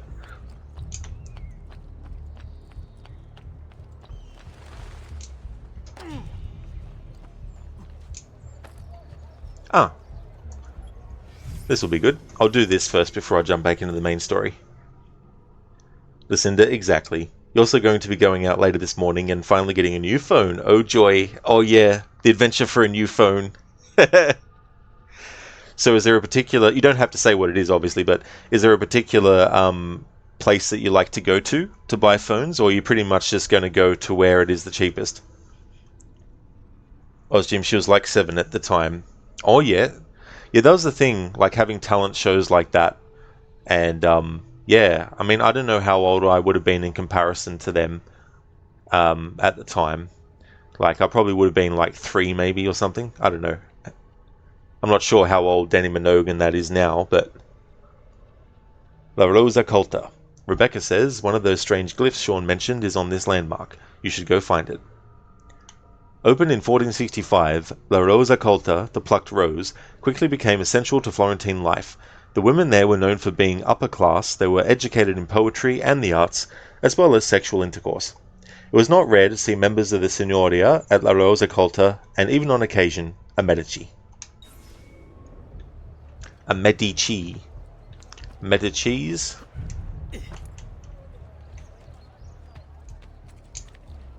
We'll do this glyph. Lucinda, yeah, you just go to the Verizon store, which is your cell provider. You just get whatever the cheapest iPhone is, but they'll probably try to upsell you. Oh, absolutely. Yeah, they'll be like, hey, this might be what you're actually after, but we want you to spend more money, so how about you buy this instead? So we get our commission as well. They're in their 50s now, as Jim? Yeah. So I'm 40, so yeah, about a 10-year age difference now. So yep, when they were 7, I would have been not born yet, in that case.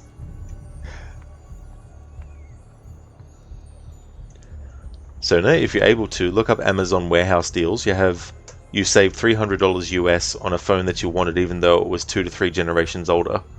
Well, that is good when you can find a bargain, and if there's some level of like,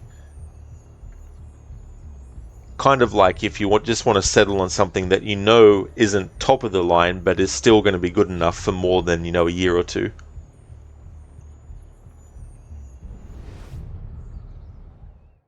Power doesn't die. It's passed on. Descendants.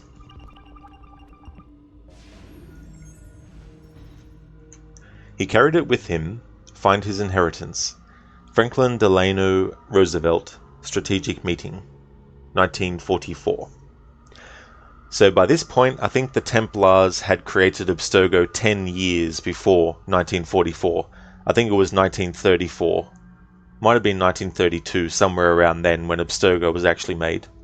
I would have liked at some point in the series to actually have a game where we played as an assassin during the 1930s who was actually tasked with trying to find out what the Templars were up to, and actually found out that they had created Abstergo, that they were the ones behind the company. Something like that.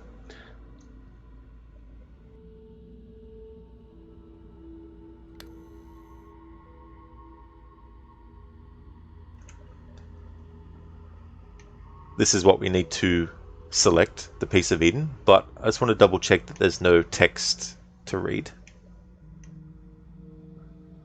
There is, but it's coded in some language.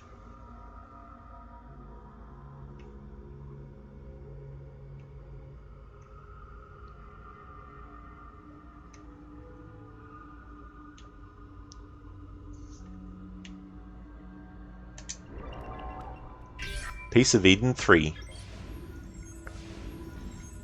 I think that was the same piece of Eden that George Washington had, I think. Earlier it mentioned what number was assigned to which pieces of Eden, and I think that was the same number that was assigned to the one that Washington had, but I'm not sure though. I wish I remembered stuff like that sometimes, because it would have been good to actually be like, this is the same apple that such and such had, that now this person has. Houdini beginning the Chinese water torture cell escape in 1913.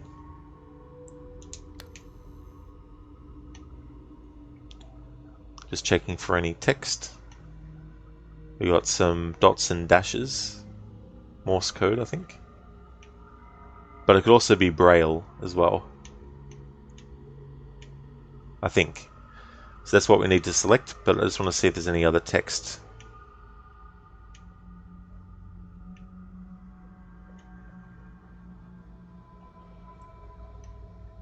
So to be sure, the phone is unlocked so it'll work with all carriers. That's why you caution. You're from Alaska and a phone from here do not always work in the lower 45. Oh yeah. Yeah, it's definitely good to be mindful of that stuff. I assume you have to be careful here in Australia. Most phones here have to be 5G to work. This is true. Oh yeah. Piece of Eden 1. I think that's the one that Queen Elizabeth had. Queen Elizabeth I. Or it might not have been. Anyway, the point is the pieces of Eden that are numbered, multiple different people that we see in these glyphs ended up getting Gandhi during the Salt March in 1930.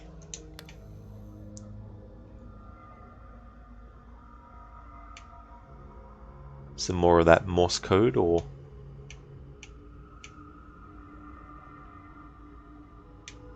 That's what we need to select, of course, but... Again, just want to see if there's any text.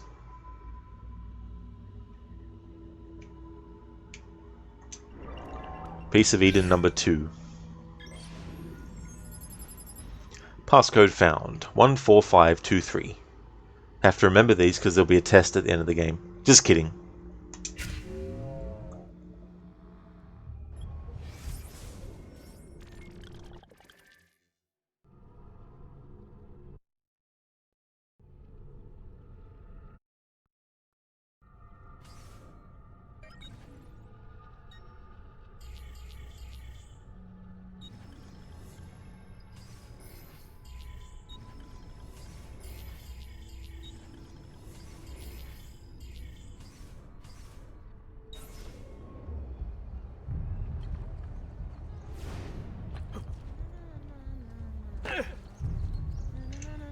Okay, it's been a while since I did a main story mission.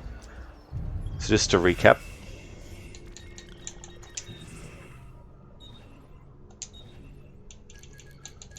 So in sequence 1, I won't keep recapping from the first memory on as I go through and recap stuff. I'll just basically recap the most recent memory.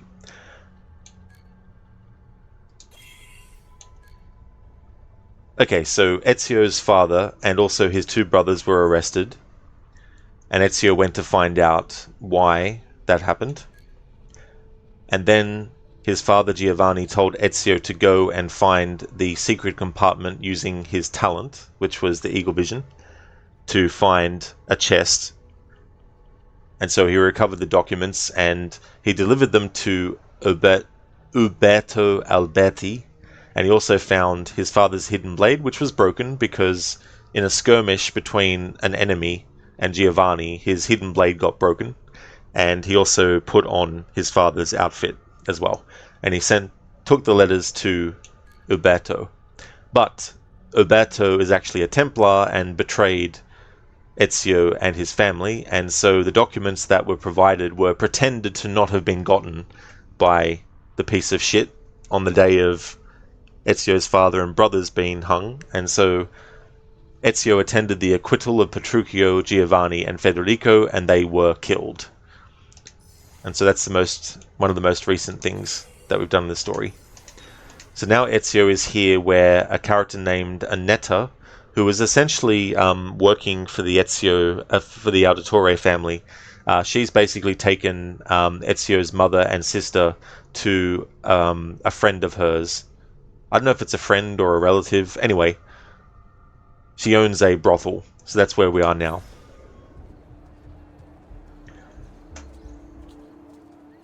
So no lower 48. Oh yeah, lower 48.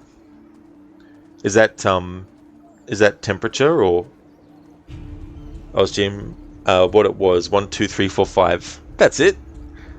It was also 1, 6, 8, 2, 9.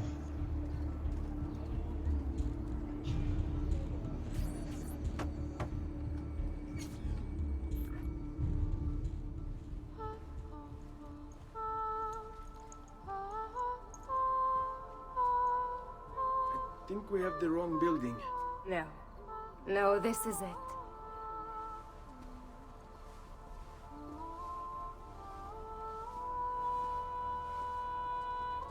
It is a pleasure to make your acquaintance, Messer Ezio. Annetta speaks quite highly of you. I can see why. I appreciate the kind words, Madonna. Ti prego. Call me Paola. Thank you for offering your home to my family, Paola. It was the least I could do. You must be tired. Perhaps you'd... No, grazie. I can't stay. Why? Where are you going? To kill Uberto Alberti. I understand your desire for vengeance, but the Gonfaloniere is a powerful man. You are not a killer, Ezio. Spare me the lecture. But I can make you one. And why are you going to teach me how to kill? I'm not. I'm going to teach you how to survive. Come.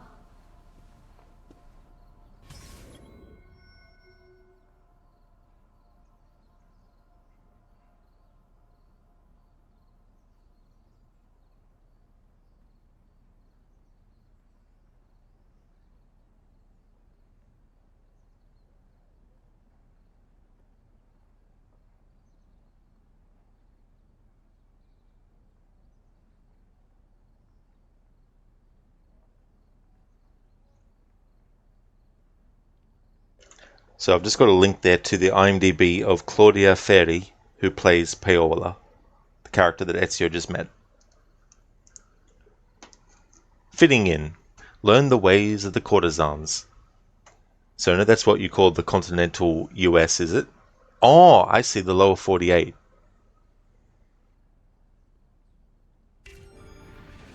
Discretion is paramount in my profession. We must walk the streets freely, seen but unseen. You too must learn to blend like us, and become one with the city's crowds. My girls will show you how. Paola. Date of birth, 1438. Profession, Madame of La Rosa Colta. There isn't much information about Paola in the history books, but the Florentine archives reveal that she was orphaned at age 8 when her parents were killed at sea. Left with a choice between joining a nunnery and prostitution, she began a life on the streets. At 16, she vanishes from the records, only to reappear at age 20 when she was arrested for murdering a city guard. On an interesting note, Giovanni Auditore represented her in court, winning the case on a self-defense plea. Released from prison, Paola went on to start her own brothel to protect many other unfortunate women of the street. Spoiler alert, she's also an assassin. Ezio meets a variety of characters through his journey that are actually assassins, but they don't reveal that to him until later on in the story. Even though they don't dress in the assassins' outfits, they are actually assassins.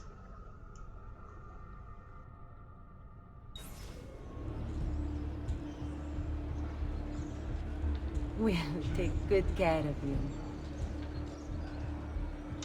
Just try and get as much dialogue as possible. Like what you see?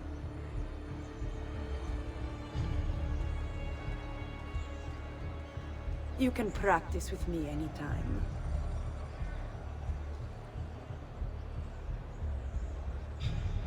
Come a little bit closer, Ezio.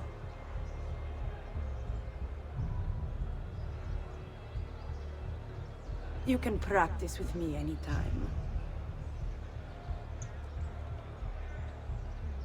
Alright. Giggity giggity. Come a little bit closer, Ezio.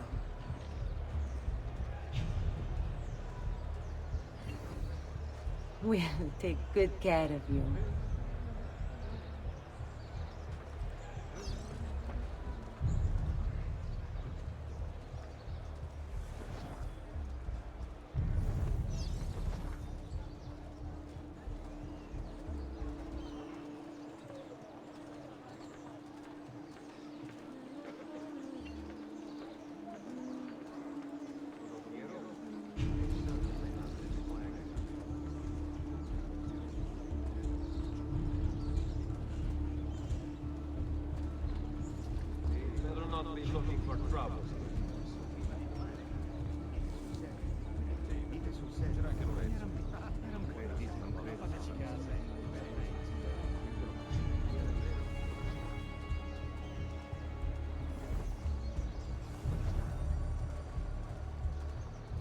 Buongiorno.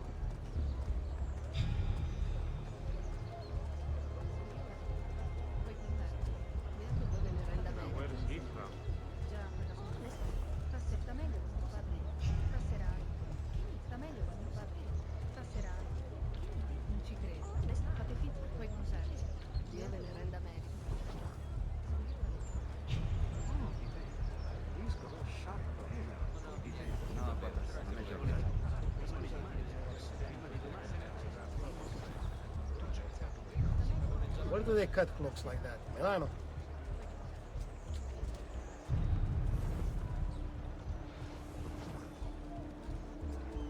Have I seen that man before?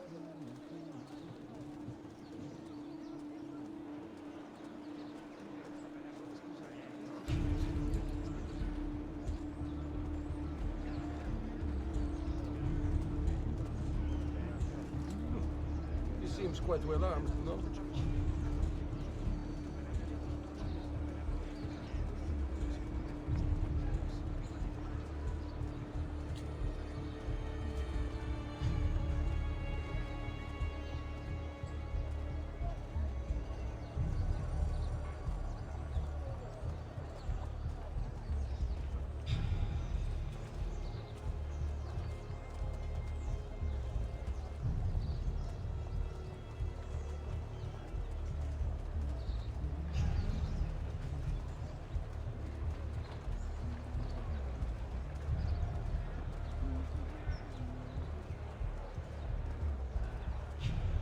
Bene. Now that you've learned to blend, I'll show you how to use it for more than just moving around. Let's teach you how to steal.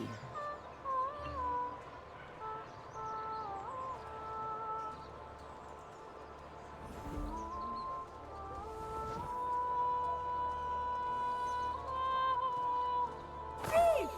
Thief! Once you've stolen from someone, Ezio, you mustn't linger. Help! Somebody stop him!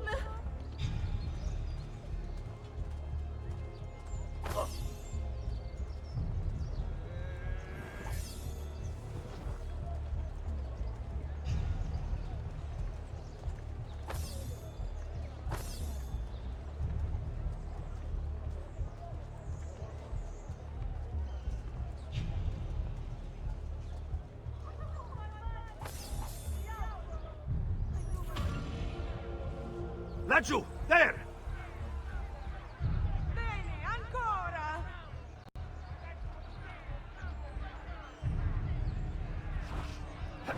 Abatta! Shame on you! Shame on you!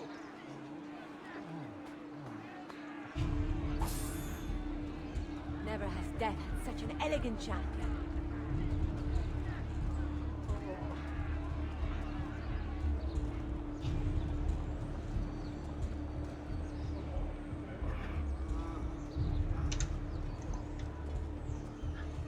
I just had to, Lucinda. Had to do the Ezio jam. I love doing that. Hey there, Caleb. Sometimes it doesn't work because when you try it, Ezio might do that instead, where he's more pushing his head forward and back. So if that happens, you have to try and move him a little bit and then try again until he starts to do it where it looks like he's actually doing it side to side instead. Unfortunately, they prevent you from doing this in Assassin's Creed Revelations. You can do it in AC2 and Brotherhood, but not in Revelations though.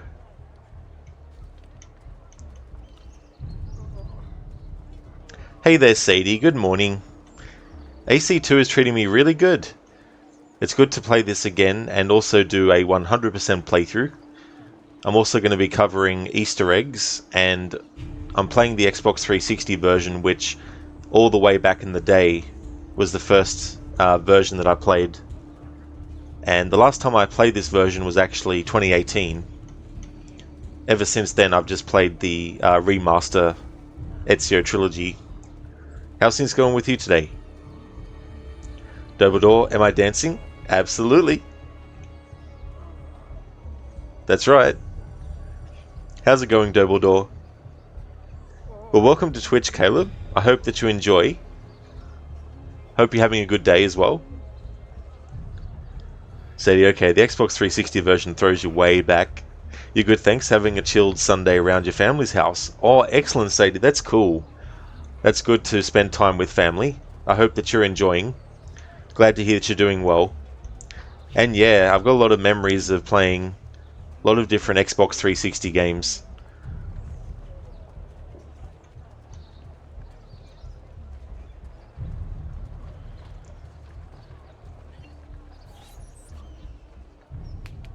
You can go now, girls. Oh, do we have to? So innocent. He's cute. Now that you have learned how to approach the enemy, we need to find you a suitable weapon. What would you have me use? Ah, but you already have the answer. Hey, my father's blade and bracer. How did you get them? By using the same skills I've just taught you. It's not exactly in working condition. I assume you're familiar with Leonardo da Vinci. See, but how does a painter factor into this? He's far more than that. Bring him the pieces. You'll see. Before I go, one last question, if I may. Of course. Why have you given your aid so readily to me, a stranger? I too know betrayal.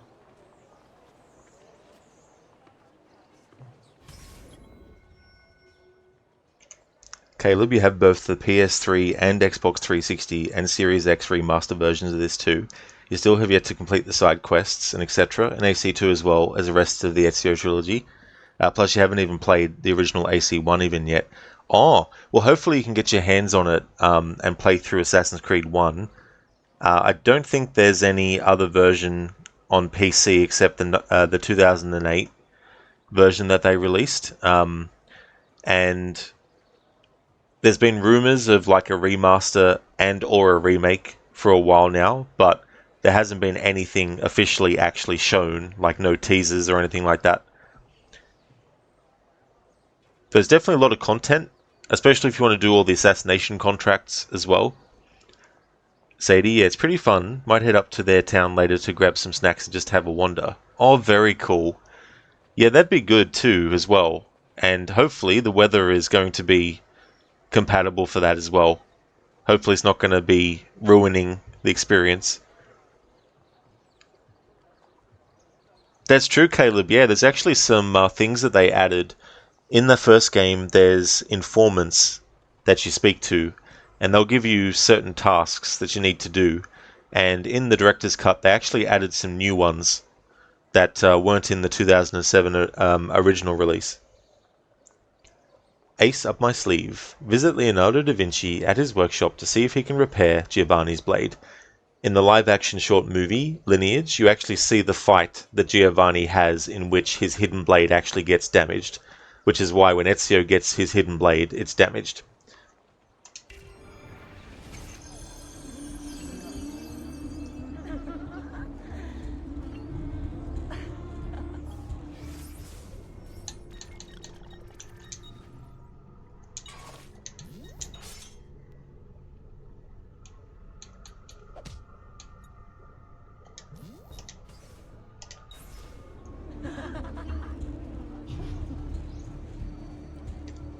Yeah, Caleb, there's definitely been some sort of like announcements that there are remakes in development.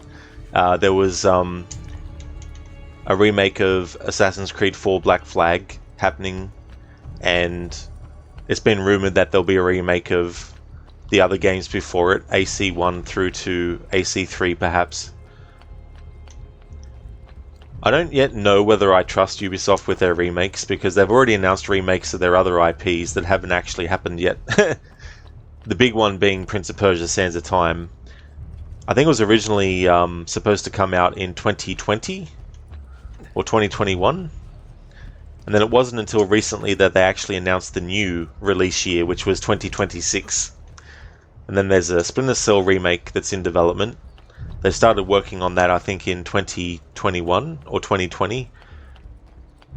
They did do a video about it to celebrate the 20th anniversary of the first Splinter Cell, but since then there hasn't been anything shown about the Splinter Cell remake, so I don't know what's happening with it there. Then it's the question of what will they actually change for a remake as well.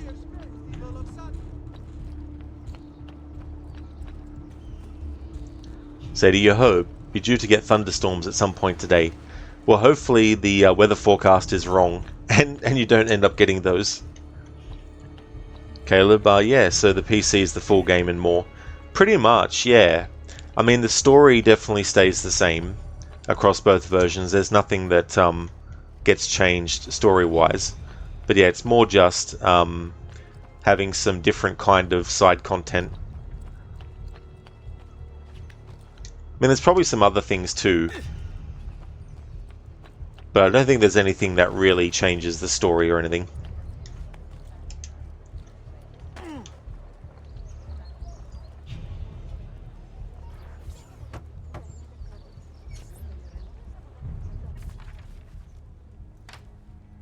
Oh, Ezio Auditore! I didn't expect to see you again.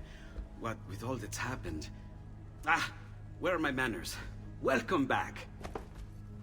Now, how can I be of service? I was hoping you could repair something of mine. Of course! Come, this way! Che pasticcio. Tutto santo giorno che cerco. Let me clear a space. Alright, let's see it. Fascinating. I don't know, Ezio. Despite its age, the construction is rather advanced. I've never seen anything quite like it. I'm afraid there's not much I can do without the original plans. Mi dispiace. Wait. What are you doing? The contents of this page are encrypted, but if my theory is correct, based on these sketches, it may very well... It may very well what? Please, sit. Leonardo, Shh. Remarkable. If we transpose the letters and then select every third...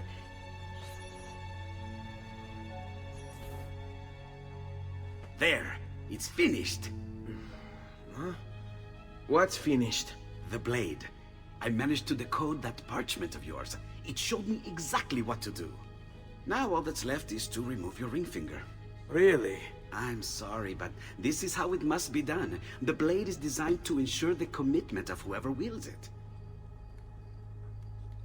Bene. Do it quickly. I was only having fun, Ezio. Though the blade once required a sacrifice, it's been modified. You can keep your finger. Incredible. Yes, it is. Tell me, do you have other pages like this? I'm sorry, only the one. Listen, if you ever do happen across another one of these, please, bring it to me. You have my word. And thank you for fixing this. By order of the Florentine Guard! Open this door! Just a moment. Wait here.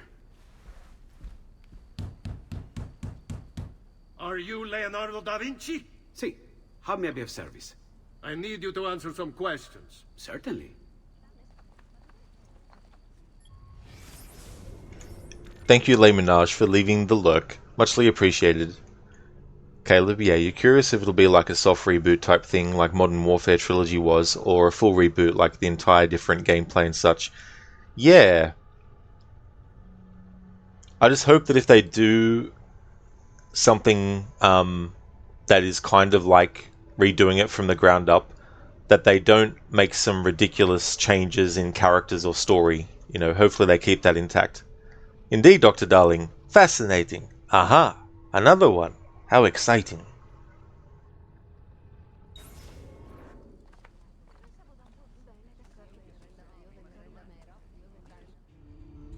What seems to be the trouble? A witness claims to have seen you consorting with an enemy of the city. What? Me? Consorting? Preposterous. When was the last time you saw or spoke with Ezio Auditore? Who? Non fare il finto tonto! We know you were close with the family. Perhaps this will help to clear your head. Ready to talk? What about now?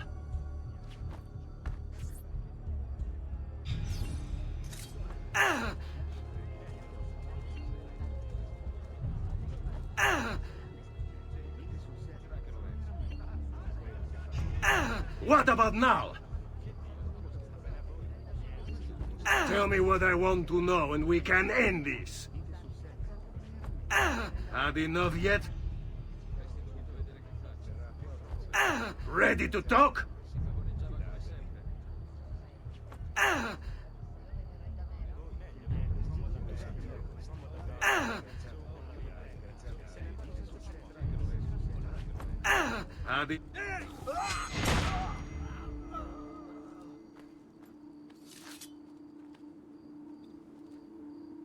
Grazie, Ezio. Sorry about that.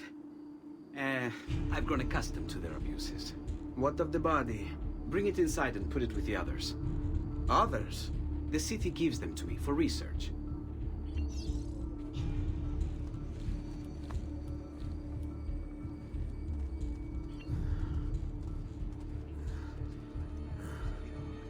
It's always funny. It looks like when Ezio's walking and carrying a dead body that they're looking at him, but then when he stops, they pretend like they're dead. Looks like he's looking at him and looking at him. Stop.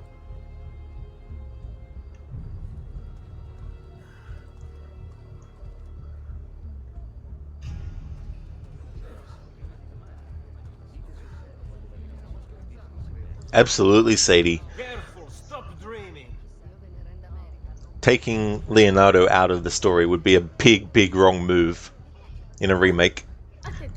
Lucinda, it's Sadler from Resident Evil 4. Oh, is it really? Oh, yeah, the original Resident Evil 4. Oh, Mr. Kennedy.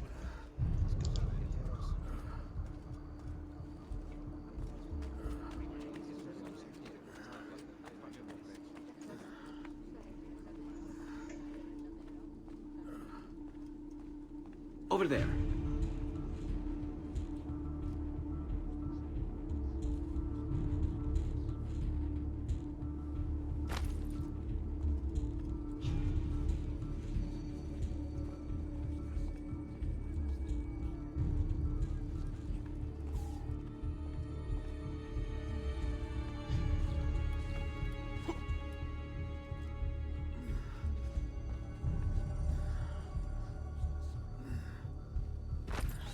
See? Like it never happened. Thank you, Leonardo. For everything. Anytime. And remember, if you find more of those strange pages, bring them to me. Should they contain new designs, I will upgrade your blade as well. Of course. Now, I really should be getting back to Paola. Porgile I miei omaggi.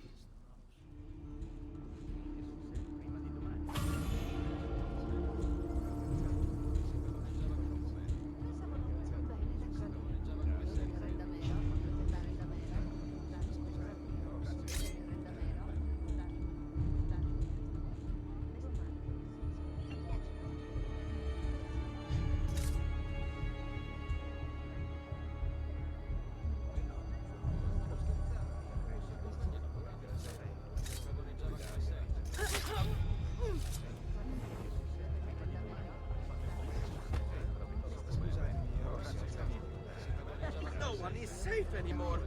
They'll be after me next. Oh God. I'm going to be sick. Must leave. Dear Lord, another poor soul drifting off to San Pietro. May you find peace. Blessed Virgin. Such unbelievable prices I have for you, stimati clienti. You will say I am quite pazzo.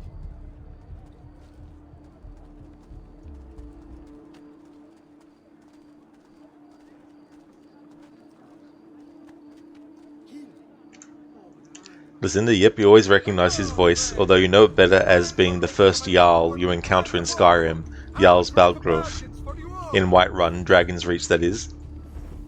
It's so cool, you know. I don't know the actor's name off the top of my head, but there's also an actor who played Lance in Assassin's Creed 3, who was also in Skyrim, and he also plays one of the villains in Deus Ex Human Revolution as well.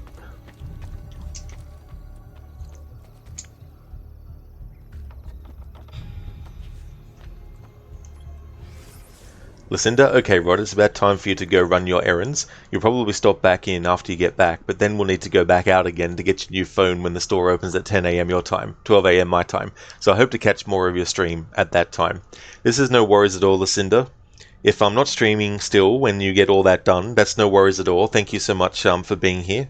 But if I am, I'll definitely see you when you get back, and I hope that everything goes well with getting your new phone, and that you can actually get one that you both really like, but is also at a price that is, you know, what you want. Lucinda, oh really? It's always awesome when you pick up on those things or find them out later. It really is, and once you start to recognize how a certain actor performs as certain voices, you start to then be able to pick up on little different clues, and you're like, aha, that's that actor.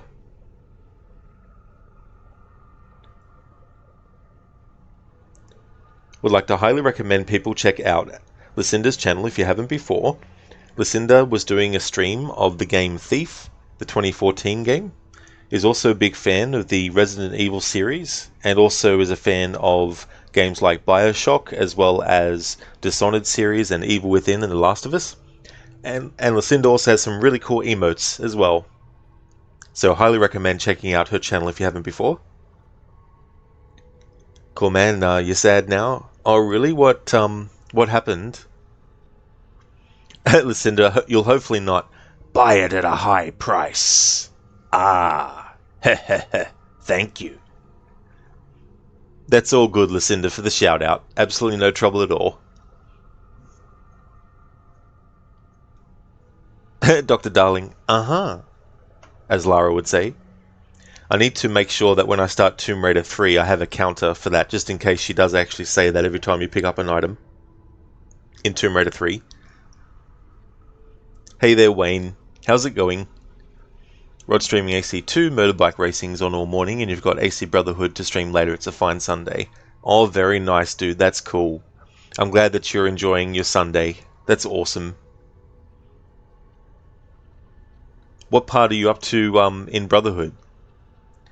Cool, man, you died in the very last mission of Driver because of the fucking AI. Oh, no. Sorry to hear about that, cool, man. In the very last mission because of the AI. I hate that kind of stuff. It's not necessarily AI, but I also hate it in games when you get stuck on the environment, even for a split second, because that split second could be the difference between succeeding at something and then getting fucked over. Dr. Darling, ah yes, the merchant that buys lipstick. Well, as long as he can, you know, make some kind of profit, I guess. Hey Lizzie, good morning. How's things going? Cool, man, the last mission has 5 different sections to complete. So 5 different ones to get through. And the AI messes you over. Ah. Caleb, that is true. Oh yeah, you're not wrong there. Like in Batman Arkham games, there's been many times where I wanted to have Batman go past something, but he gets stuck on it. And then the enemy's like, ah! There you are. And starts shooting at you, and you're like, ugh.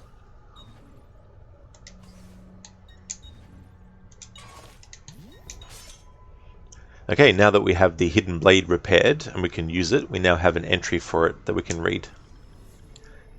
Hidden blade. Worn by the ancient assassins, the hidden blade can easily puncture an enemy's throat without drawing any attention from outsiders.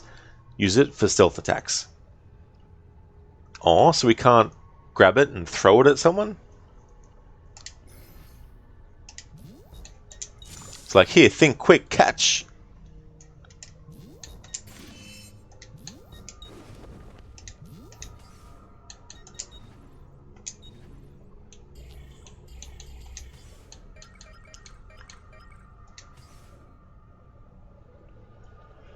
It really is, Caleb, for sure, you know.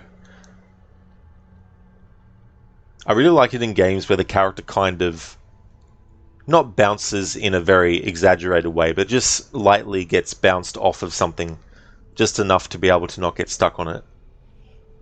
Wayne, you just rescued Catalina Sforza from the Vaticano. You think Sequence 4? Oh yes, that part of the game story. Catalina Sforza. Caleb, how many times you've had luck on your side from that split second getting past one part of something and being nearly dead and retrying over and over again? And a lot of that time you can sort of have a bit of patience for it, but then even after quite a few times it starts to wear out and it's like, ugh, really have to deal with this?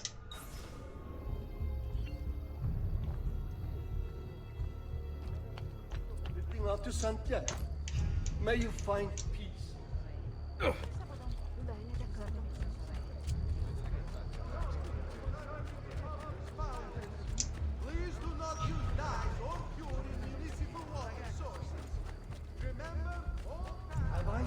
That man before. Just had a look at how many florins Ezio has at the moment. 10,418. That's pretty good.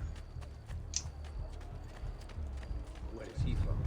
That what's his odd feeling about that man?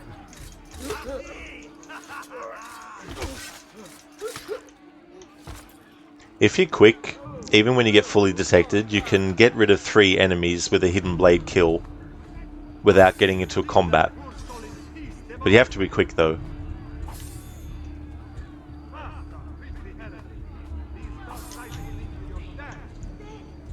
Cool, man. S1, survive the chase from the boss to the destination. 2, take down the boss's car while avoiding other traffic. Car that the boss takes control of, which you hate the most. 3. Chase boss on the highway while dodging flying cars. 4. Have a snowball car fight with the boss. And last, 5. Chase the boss in the real world to the end, and that's the game. Guess where you died? Section 2, the most troubling section ever, and you hate it so goddamn much. So yeah, where you had to take down the boss's car while avoiding other traffic that the boss takes control of as well. Ugh. And relatively, being so early in the steps over all that you have to do.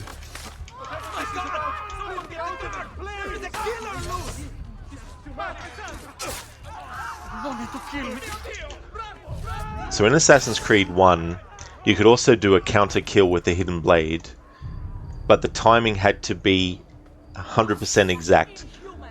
If you were a split second before or after the timing, you wouldn't do the counter kill with the hidden blade. In AC2, they increased the window of time, but not by much. But then in Brotherhood, they really increased the window of time that you can actually press before the actual strike happens to be able to do the counter kill.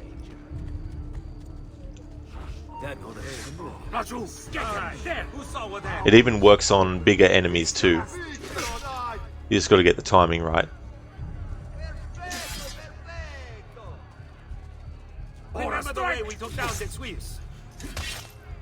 So those are too early. That's way too early.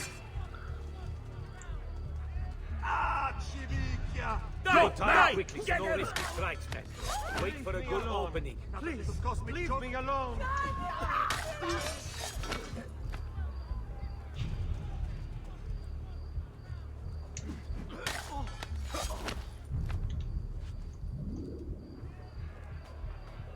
It's so funny, you see how that body kind of flipped after it was dead? That's still something that happens in the games today. I've never seen such an evil man.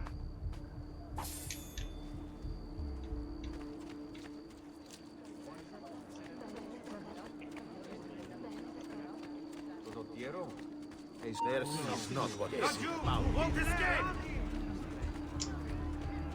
There he is. Get him. No need to be shy. Come forward. Where's your horn? Faster, merda! He's getting... Eccolo! Hurry, get him! Keep at him!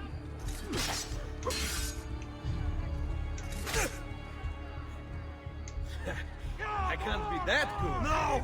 Die, cazzo! What? You need your capo's permission? Cazzo! Right, ora! This one is come! Vogliamo aprire le danze. Merda! Che c'è? Merda! Aspetti il permesso del capitano. No! I You'll don't like regret it. that!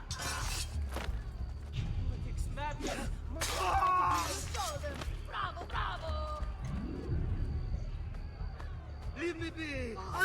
Hopefully you can get past that point, cool man, and then you can put it behind you and say, yep, got that done. Oh, that's good, Lizzie. Glad to hear that you're doing good. The stream's going well. We're still very early in the story. We got past the point where Ezio gets the hidden blade repaired. So that's pretty much where we're up to now.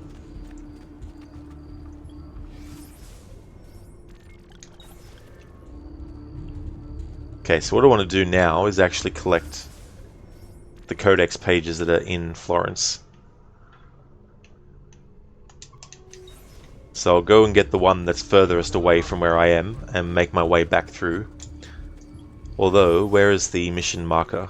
Yes, the mission marker's here. So if I get that one, and then get that one, well, whichever one I go for next, there's still going to be a long path to get to it, but I'll go to the one that's the furthest away first.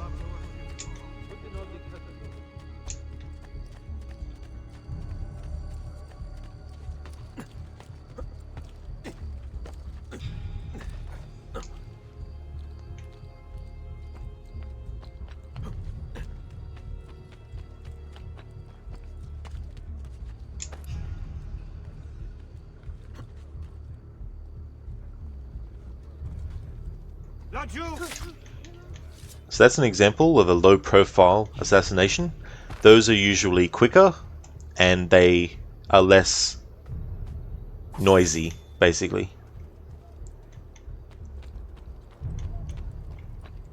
But you can also do high-profile assassinations, which are more flashy, and they're louder.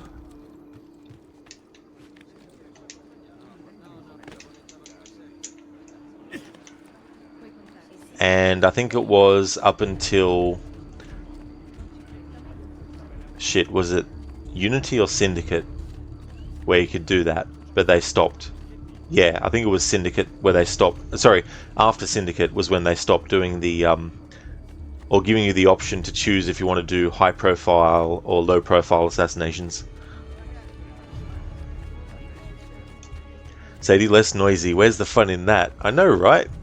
Like when you kill someone with the hidden blade and you're trying to be stealthy, you want every single enemy in the vicinity to hear what's going on.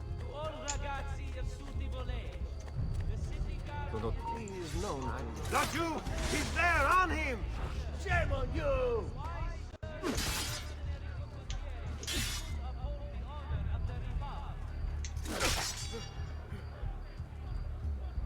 Basta, basta!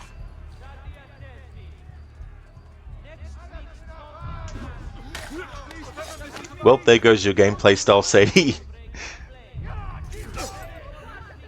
Like, just run around and be like, hello, enemies, I'm going around killing your allies, I'm over this way, I'm here. I'm sorry.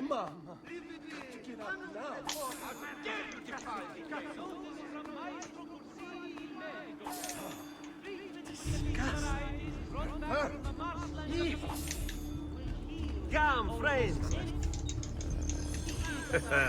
You look stronger already. Tomorrow I could be run down by a wagon.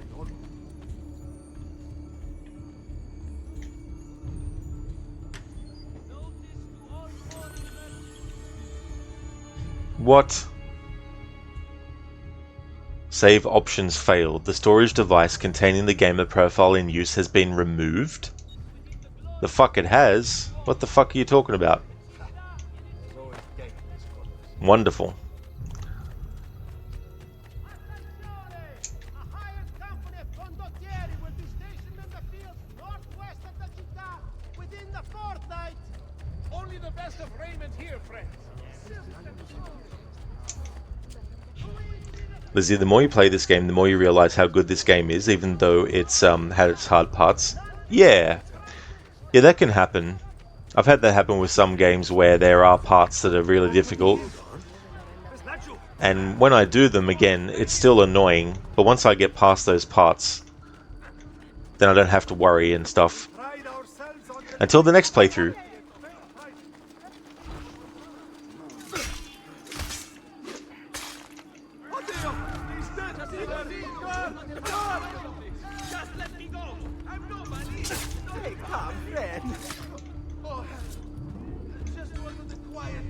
Caleb, Unity was the one that got you into AC, and Syndicate you think you played only some of the intro parts so far a while back. You want to get your own copy of Unity so you can finish it this time since you only borrowed it back then. Oh, that's a good idea, yeah. Yeah, the games as like a duology, Unity and Syndicate, like they're probably the last traditional Assassin's Creed games. Mirage kind of goes back to that a little bit, but not 100%. Yeah, Sadie, it's like just the message you don't want to see as a gamer when you're playing a game. It's like, what?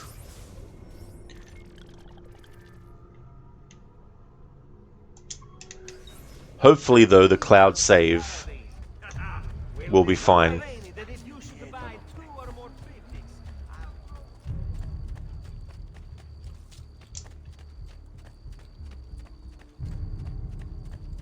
That's true, Sadie. At least it didn't crash. That's definitely a plus.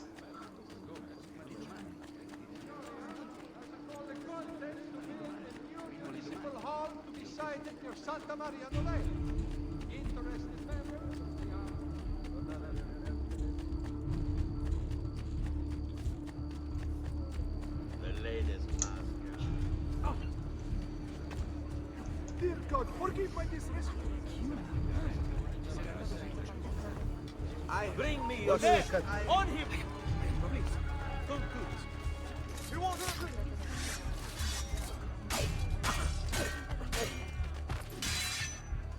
That's it. Don't hurt me, please. Just wanted a quiet day. One quiet day.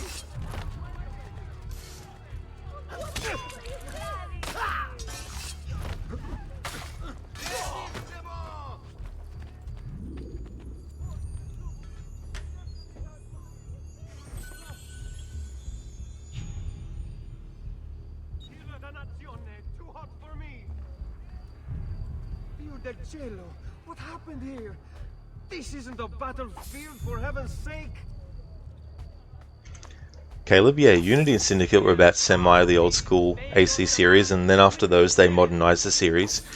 Yeah, they did an overhaul of how the game controls and changed the combat and how that was done, and I think it was Origins you just started playing Series X a bit ago. Oh, cool. I do like Origins a lot. Out of the ones that they've done since then, for me that's been the one that's the top. What do you think he's for? Mercy! What have I mercy?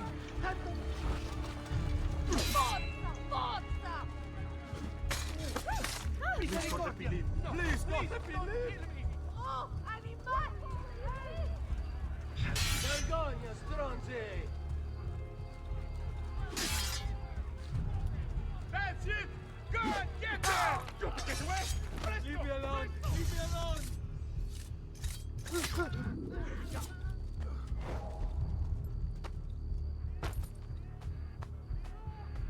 In a moment I'm gonna go and try something out. Aberration! How dare you defile the dead? And also test some things, because Leave! Leave at once, depraved creature! the time that it saved before, I wonder when the issue started happening. So far, since I noticed the issue happening and it came up with a message, it's only happened when I've gotten the Codex pages. So hopefully it means that any progress I might lose is just those 2 Codex pages. Which I don't mind losing that amount of progress, but I don't want to keep on going and do heaps of more stuff and then find out, oh shit, now I have to redo more.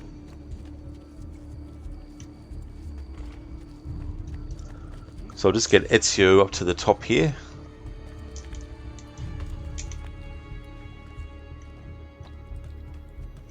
And test some stuff out. Be right back.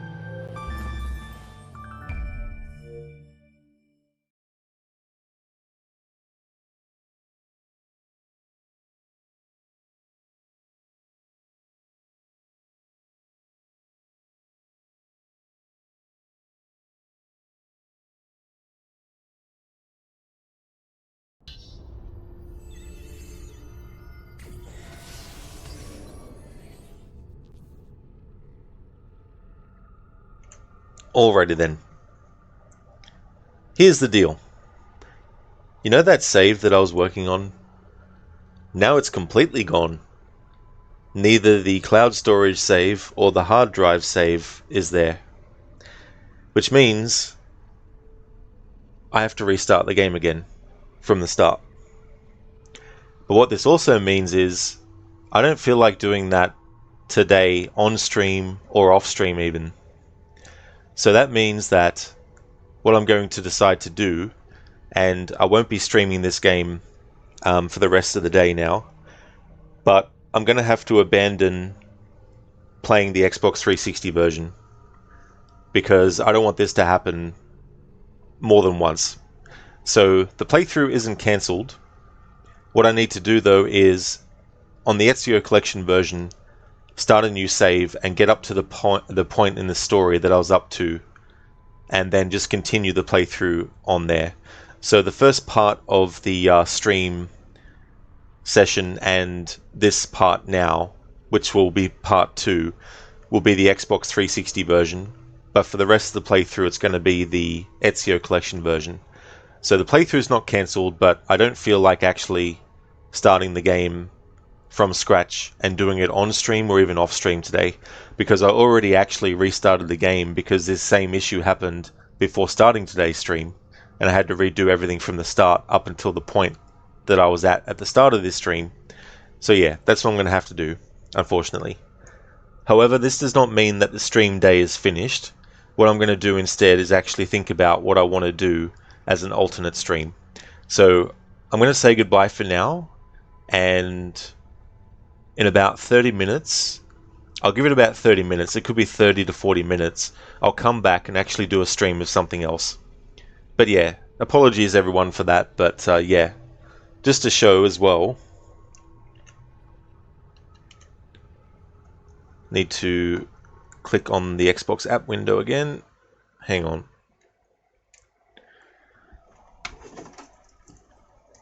Well, I won't have to worry about the Xbox Companion app for this playthrough either, so that message won't come up on the screen anymore.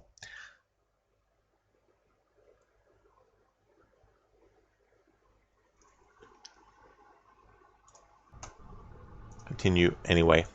Alright, so just to show,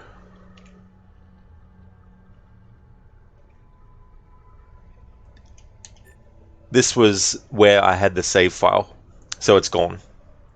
I called the save file AC2 15th Annie, because anniversary wouldn't fit.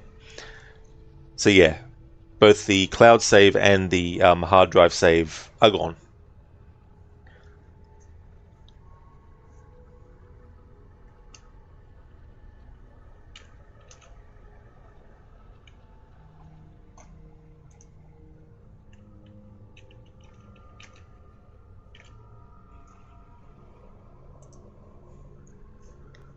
Yeah, Dr. Darling, and Sadie, and Schiller, and Wayne. Definitely not having much luck with this version of the game. Yeah, Lizzie. Yeah, so I'm not cancelling the playthrough, but it will mean that I won't be streaming this again until next Saturday. And during the week, I'll start a new save on the Ezio collection version, and I'll only get up to the point where I got up to today. I won't go beyond that. Shall I see you later, Rod? No need to apologise. Yes, just these technical things just get so annoying. But overall, the playthrough, like, it's not a waste of time, because I have made some progress in the story, so that's good. But yeah, the rest of the playthrough will be the Ezio collection version. I just want to thank everyone so much for watching this stream. I'll be back in half an hour with something else, and do a stream of whatever that will be. I'll just have to think about that, and take a bit of a break as well. See ya, Sadie. Hopefully I can, yeah. That's the other thing too, looking into it. See you later, Brutus. Hope you have a good one. Before I go, just want to give some shout outs. And I will be back in about half an hour to do some more.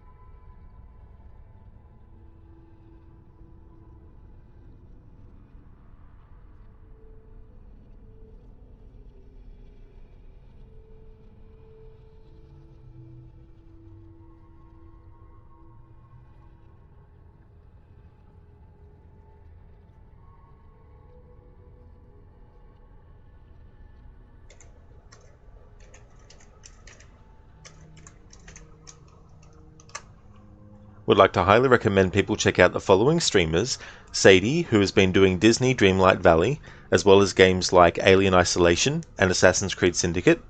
Schiller, who has been doing the Dark Pictures Anthology. He finished his playthrough of The Devil in Me, and he's also going to be doing a playthrough of The Case of Frank Stone, another game that's coming out by the same people who did the Dark Pictures series, Supermassive Games. Crocodiles is playing through Disco Elysium for his first time ever, and he's also a big fan of Assassin's Creed. He most recently finished a 100% Nightmare Mode run of Assassin's Creed Origins. Inmita is also highly recommended. He's playing through GTA 4 for his very first time. Also a big fan of games like Ghost of Tsushima, as well as The Witcher 3, also doing a playthrough of Skyrim. Lairs is a big fan of the Mortal Kombat series, as well as a lot of other retro franchises, including Street Fighter, Tekken, and Resident Evil. Lucinda is playing through Thief, and is also a fan of the Dishonored series, as well as Bioshock and The Evil Within and Last of Us. Alamouse has been doing a playthrough of Far Cry 6. I'm not sure what Scar has on the table, but they're another streamer to definitely recommend. And Snoop Dogg as well, recommend checking out their channel. They've been doing a playthrough of Demon Souls. See you later, Brutus. See you later, Lizzie. That's okay, Sheila, for the shout out. No worries at all, dude. That's okay, Sadie. No worries at all for the shout out. Thanks again everyone for watching. For those who won't be able to make it to the next stream, of whatever that will be, I don't know yet, that's no worries at all. Thank you so much for watching this one. The next stream of this will actually be next Saturday, and from this point on, I'll be playing the Ezio Collection version on the PS4. Hey there, Ave. Hello again. Goodbye again.